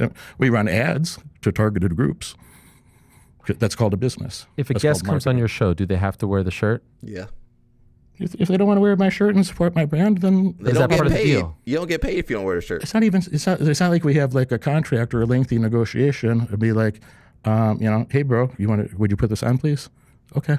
I'll look at that. We don't have a contract. No, I know, but the vast majority, I'll throw that shirt on the floor. I saw DJ wasn't. He's one of the few that I saw are wearing the shirt. So I wondered how that worked. In a different video with me, he is wearing a shirt. Oh, okay. DJ, so they called DJ, you out, take DJ. it back. You wore the shirt. Point is, I've never asked someone to wear something on my show, so I was wondering how that It's happened. not part of your branding, but it's part of my branding. So do you tell them, hey, if you come on and I pay you X amount, you have to wear this shirt? Bro, these are relationships. It's not like contracts. We don't. We have. I'm not asking for a contract, but contract. if you're literally standing in front of someone and be like, yo, man, hey, here's the check for whatever, and here's the shirt. Put the Please shirt put this on. on if you want to be on the Put show. the socks on too. I think they understand. If you look at it, if you look at any of my social media, you see people wearing those shirts. Okay? Sure. It's part of the branding that we do. So if a person, I've never had this precise conversation. I've never had a person object to, I'm not wearing that shirt. If And I said, someone well, would you know, object, They all would you got say CTE. thanks but no thanks, no interview? They all got CTE Maybe. and they broke and they need It's the a big money. deal. I mean, this is all part of the. Is it? Should Apple not they shouldn't put their logo on the phone? They're selling a product. Yeah, but it's not I am too. Steve I have a Jobs' business. face When on you're doing on the the interview product. with I someone. have a business. Yeah. I'm selling a product. You also are running a business, whether you know it or not. I think you know it. Yeah. You're also running a business. Sure. And there's a look to your show. There's a feel to your show. There's all these trinkets and memorabilia, which are super cool. I keep looking at some of them. They're super cool. Little distracting. They're so cool. Sincerely. Bird. So, there's a look to your show. There's a feel I to don't your wanna show. hear- It's your show. That's how you know. I don't want to hear about distractions. Moneybird got bags of money propped up on the floor of his podcast. He got the cars in the back. He got pictures of him and doves. His house is all distracting. I don't want to hear about distractions from Moneybird. Have you seen his set? It's all bags of money. You know the fighters trying to take that bag home too. Oh, it's a real show. No, I get it. I guess to circle it all the way back, because I know you have to go very soon. And I appreciate again you coming in. You got to go soon, right? That's what I was told. Yeah. Let me just check the time in for 1 second. We got 10 minutes. Yeah. I got my clock right there, so Why don't worry. didn't he check his watch? Isn't he wearing a watch on his left hand? Why didn't he just check his watch? 10 minutes. Yeah. Is that a watch right there? I got That's my a clock. watch right there. Why did he pull his phone out? Maybe that's what if you got a watch. I don't know. What's going on in this world? Wait, let me check the time. I know my watch right here. But let me pull my phone out. Right there, so don't worry. I'll get you out before. The point is, there's people who don't believe. Essentially, if I could boil it down in the most raw way possible, that you are who you say you are because you're paying famous people to hang around you, do things that you want them to do by putting on your shirt and almost being like a sponsor to them, and then they're gonna hook you up with stuff that people put their blood, sweat, and tears and never accomplish in their life. That's what this boils down to. That's what I think Sean's issue is. That's what I think the jiu-jitsu community's issue is. And I guess your reluctance to acknowledge that is what rubs people the wrong way. That's my read on the situation. Is that fair or unfair? You can have any opinion you want to. You can have any read that you want to. I know what I did. You know, before one of you guys reached out to me and asked me about coming on your show, okay? And For the record, you reached out first. I don't know about that. Yes, you did. I have the DM. I'm not arguing with you. No, but I don't want you to throw my guy under the bus. I'm about to say something complimentary. I know, but I just want I like truth. You reached out to me. I could read the DM right now. This is controlling, man. And I told my guy to text you because you gave me your number. This is what happened is my name was mentioned on your show. Yeah, we talked about this. And then you reached out to me to come on the show. And then I told Eric to reach out to you. And he said you were lovely. So there are no issues there. But I want the record to be accurate. I'm not trying to misstate that. Sure. I heard your name was brought up on my show. So for clarity, my name was brought up on your show. Yeah. Somebody the sent Sean Strickland that to video. me. Somebody sent that to me, and then I reached out and said, "Hey, if you want to talk about it, we could talk." And you were great, yes. So, in any case, and then I asked ahead of time. I said, I asked about you to a couple fighters that I know, and you know what, Henry Hooft. You know, Henry Hooft is a kickboxing. Love Henry. He's a great guy. And Killcliff. Yeah, Killcliff Fight Club. Shout out to Henry Hooft. Yeah. And Henry said very good things about you. He said, of course he's going to poke at you. He's a journalist, but he'll treat you fairly. And Poke seems so negative, though. If I'm being honest. He didn't mean a negative. He gave, you said poke. You said poke. He gave you a good compliment. All right, and gave you a good poke. And, pause on all and by that. the way, I think you're a good journalist. I appreciate that. Did you enjoy this? There's a reason that he's like, no, I didn't. I enjoyed most of it. No, you I gotta didn't. I need 30 seconds at the end to look at some of your. Can we get a Derek Moneyberg bobblehead? I don't know that I have one. You don't have one? If you know how to make them. Come on, I have a hard time believing that. All the wealth that you have. I can get you a Derek Moneyberg coffee cup or a T-shirt. Not as fun. Could you imagine a Moneyberg bobblehead? It might Incredible sell on the desk. Put it on the list. Put it on the If list. I send it to you, will you put it here? Absolutely. All right, there it is. Can I get your black belt for the desk Put too? it with the other black belts. Yeah, I was about to say my that. black belt. Okay, You'll fine. keep yours. Is it a Jake Shields? Like, is it branded? American. He signed it. He signed it from Jake Shields. And wow, do you wear that? No, you don't even try and geek. Because it would devalue it. The no, signature. it's you don't wear I it have when my you own. roll? I have my own walls of trinkets where my university degrees and some other awards Fair. and stuff are. Mainly gi or no gi you do? No gi. Okay, no gi. But then you got the belt. You know, do you ever do gi? No. I was interested in gi. I'm not going to wear a gi. I trained for self-defense, man. Sure. Do You people? know, Hoist Gracie comes over and trains with me. He's okay if I don't have a gi. No, I understand. You may be okay Hoist with it or don't not. I care. don't care. I don't really care what somebody else As thinks long as about the it. any of the check guys in the flies, he state good. Hoist No don't socks, care. or they don't care. I mean, this is an internet thing, for Christ's sake. No, you're smarter than on my life, I saw it and I was like, that's unique. I mean, I've watched I don't know. thousands. If the biggest that's thing, your homeboy if they now. want to look at feet, there's a different website for that. I don't even know the name of that website, That's- but I've heard there's a that's website a good for retort. that. So I was hoping That's that a if you Moneyberg got has guys some in messed your up feet, audience but he that are got into regular foot feet. fetish and they really want to know about my feet, I don't know. We Man. want to know about his What is the end goal for you as far as your martial arts journey is concerned? Are you just going to keep doing this until you can't? I just want to keep training. Man. Are you training as much? I'm 46, so I have Yeah. to be mindful about longevity things. You know, there's not a lot of people that are, you know, in their 60s that are training hard. You know, so yeah, I trained very hard, and I want to be mindful about longevity things, and not, you know, I have a couple injuries that I don't need to talk about on the air, but you know, Taking it easy? Are you taking it easy right now? No, I'm on my same training schedule. When I fly tonight, Lyoto Machida is going to be waiting for me. We're going to train tonight. Late at night, we're going to be training. Pause, bro. He got to pause. Lyoto Machida's going to be waiting for me. It sounds suspect, but you know, it is what it is. The Gracies are the ops. Hello Snap say you don't like the Gracies. Are you taking it easy right now? No, I'm on my same training schedule. When I fly tonight, Lyoto Machida is going to be waiting for me. We're going to train tonight. Late at night, we're going to be training because I'm going to land at 9 p.m. or something, and you know, we're going to be training at midnight tonight. Wow, where? Like in which state? Which state? I don't want to say that on the air for why you for so his privacy, for All my right, fair privacy. enough. I mean, if you want me to tell you privately, No, why do I got to tell somebody on a That's live fine. show? I'm just curious. Hey, this is where I'm going to be at this time No, of today. course. What, So, do you have that paranoia? Do you feel like people are coming after you? you know, you have all kinds of people say mostly very nice things in the DMs, and some ridiculous horrible things in the DMs.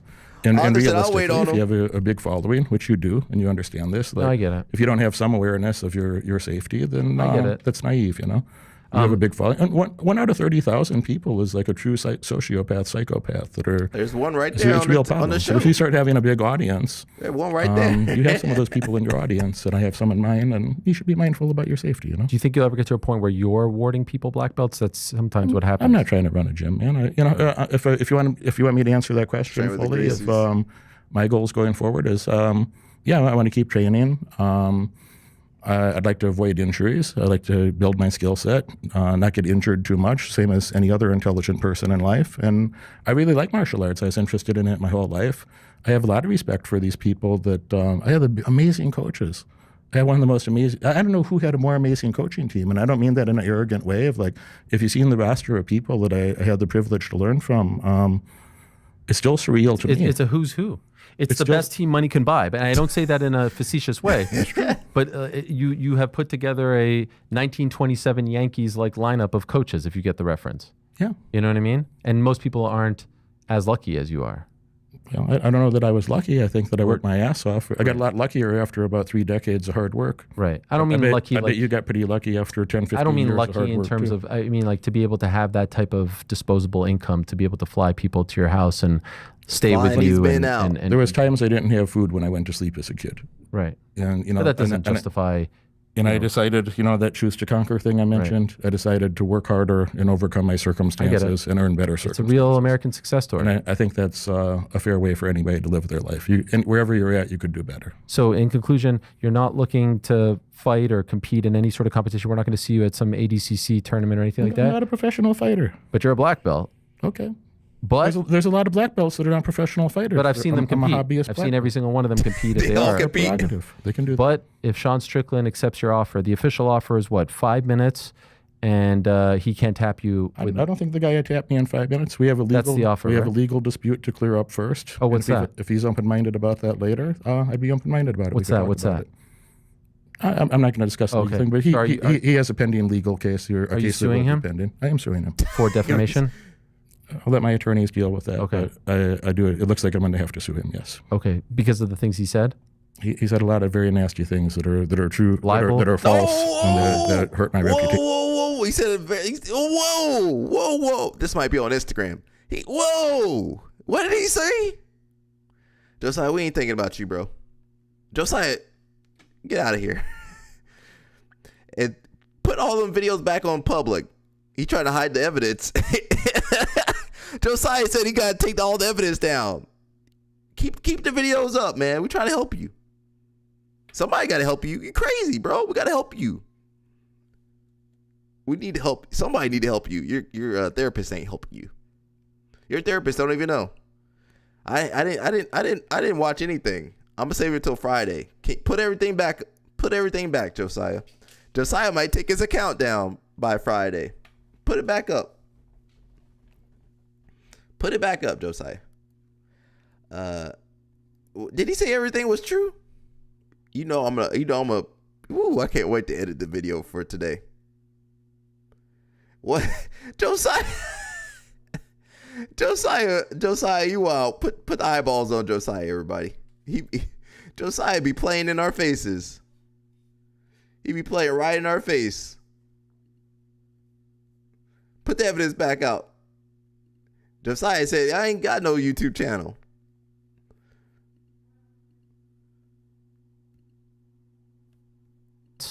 And he can't tap you. I don't think the guy would tap me in 5 minutes. We have a legal. That's the offer. We have a legal dispute to clear up first. Oh, what's that? If he's open-minded about that later, I'd be open-minded about it. What's that? What's that? I'm not going to discuss the legal thing, but he has a pending legal case. Are you suing him? Pending. I am suing him for defamation. I'll let my attorneys deal with that. Okay. I do it. It looks like I'm going to have to sue him. Yes. Okay. Because of the things he said. He said a lot of very nasty things that are true, that are false, and that hurt my reputation and hurt my brand. And so I don't like that. If he says yes to the match, does the case get dropped or the lawsuit get dropped? Those are two separate things. Okay, so that has to be settled first, the lawsuit, and then the match? I think that would make sense, yes. So I feel like we're not going to see the match. I was kind of excited about it. He said we're not going to see the match. match. I asked him to his face before this if he would like to do the match, and then he continued to say more false things and repeat lies and create new lies. And I wish it wasn't that way. Okay. I respect him. I think he's a very talented fighter, and I have a very good relationship with many other people around him. So I don't know why he made that decision, but that's the decision he's made. 30 seconds left. Is there anything you want the public to know? Maybe your non-Derek Moneyberg type of audience member to know about you and to clear up before I say goodbye? I grew up poor and I worked hard, and I think anybody, wherever you're at in life, people ask me, I'm posting that later. How do I get started? Where do I get started with money or with MMA or in any context? Accept where you're at right now. Take an inventory of your life and be honest about where you're at right now. What are the assets and what are the liabilities? And start right now. Get rid of some of those liabilities and build new assets. And over time, you could create a lot of wealth. You could create a lot of success in whatever area that you most value. Choose to conquer. Best wishes. Ariel, thank you for inviting me. Thank you. I really appreciate that. Good luck to you. Congrats on all your success. Appreciate you coming in. Look at that, right on the dot there. We got you out. Man of my word. My producer will bring you in here. We're gonna forego the break because we have Chito Vera standing by. You know Chito Vera? We've met each other and been in the same room and probably shook hands. But last time I seen Chito, we were at Madison Square Garden together. Okay. In a VIP room in the back. Okay, Connor, if you're out there, is Connor out there? Snap. Connor or Eric, anyone? Okay, need someone to come in and walk Derek out. Thank you so much, Derek. Really appreciate it. All the best to you. You as Thank well. you. Yeah, good luck. Quick photo together. Oh, sure. With the shirt on? With the shirt on? We'll just keep this going, guys, just because I don't want to lose Where do you Cheeto. wanna be? No, come right here. Right here. All right. LL Snap said he's his own Do I have to hero. pay for What this? about I'm Yo kidding. Romero? No, you have to wear the shirt. No, I do not. Oh, it was AI? I thought he There we did go. wear the shirt. Thank you, I guess guys. it was All the AI. best. Good luck to you. Good luck. Eric will walk you out. Appreciate it. Oh, good. Derek Moneyberg, everyone. Thanks for coming in. Nah, Josiah got a different hero. We're gonna look into that Friday. We're gonna look into Josiah. Josiah got one hero. We're not gonna bring. Josiah can't tell you who his hero is on this channel. He's restricted. That's why I said Romero was your hero. Your teammate could be your hero too. We're gonna go into Josiah tomorrow, Friday. He might take some stuff. He might take all the videos down. We got a couple screenshots though, and of course Reddit. And he got a trail. Josiah, you got a trail everywhere. You left evidence all over the place. You'd be a terrible criminal, Josiah. We'll get into him on Friday. Again, this is what's that called? Josiah said we exposed him, but this is more of an intervention. Oh, okay, Mush, Detective Mush. Are you gonna be on the stream? You want to be on the video? We might have to have Mush. We might have to Zoom call him into the stream. Mush, you okay with that? Are you okay with that, Mush? I need to get exposed, or Josiah need to get exposed.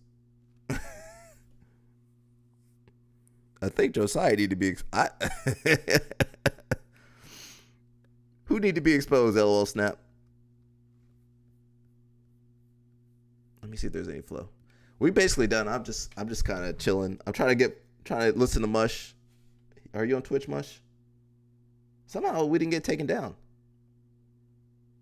Oh, Josiah. Yeah, he gonna get. Yeah, we're not trying to. We're doing an intervention. We're not trying to expose him. We're trying to do an intervention. He got some serious issues, man. He's not. Yeah, he's infamous. So we'll do that on Friday. Again, it's an intervention. We want to try to help the brother out. Somebody gotta tell you, if you're crazy, bro. People gotta tell you that, because certain people were playing into his delusions, and man, this is not good. Grippo can't even go. Gianni Grippo can't even walk outside in peace.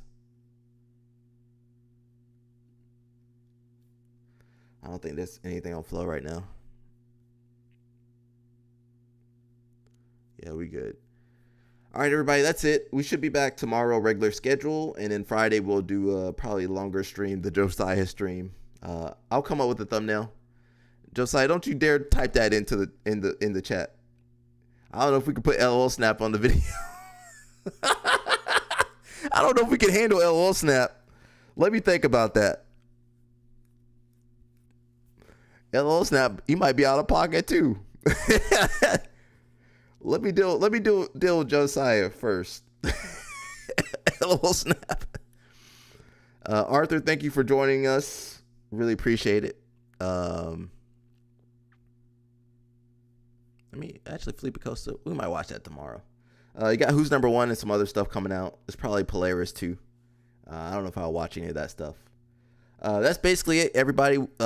Regular stream tomorrow, Thursday, Friday. We're going to do the Josiah episode, and then I'll see. I'm trying to get one of my homeboys to jump on the live stream. Maybe Jose or somebody will jump on. Who said that? Ariel asked if you had to pay. Moneyberg got a history, man. They said he had the trap houses. Moneyberg had the trap houses, misdemeanors, domestics. Moneyberg, what happened to you, Moneyberg? We might need to watch that. What's the guy that exposed Moneyberg? We might need to watch that guy. What was the name of that guy's channel? Napoleon Blown Apart. We might need to watch that on Twitch, maybe tomorrow. All right, everybody, that's it. We done. Good work. Again, we should be back Thursday and Friday. Josiah, don't take the videos down, Josiah. Don't you dare. Just prepare yourselves, everybody. You guys think Josiah crazy. You're going to see some real crazy on Friday. Come Friday. You're going to see some real craziness come Friday, okay? All right, everybody, that's it. I'll see you guys later. Delete. He deleting everything and running.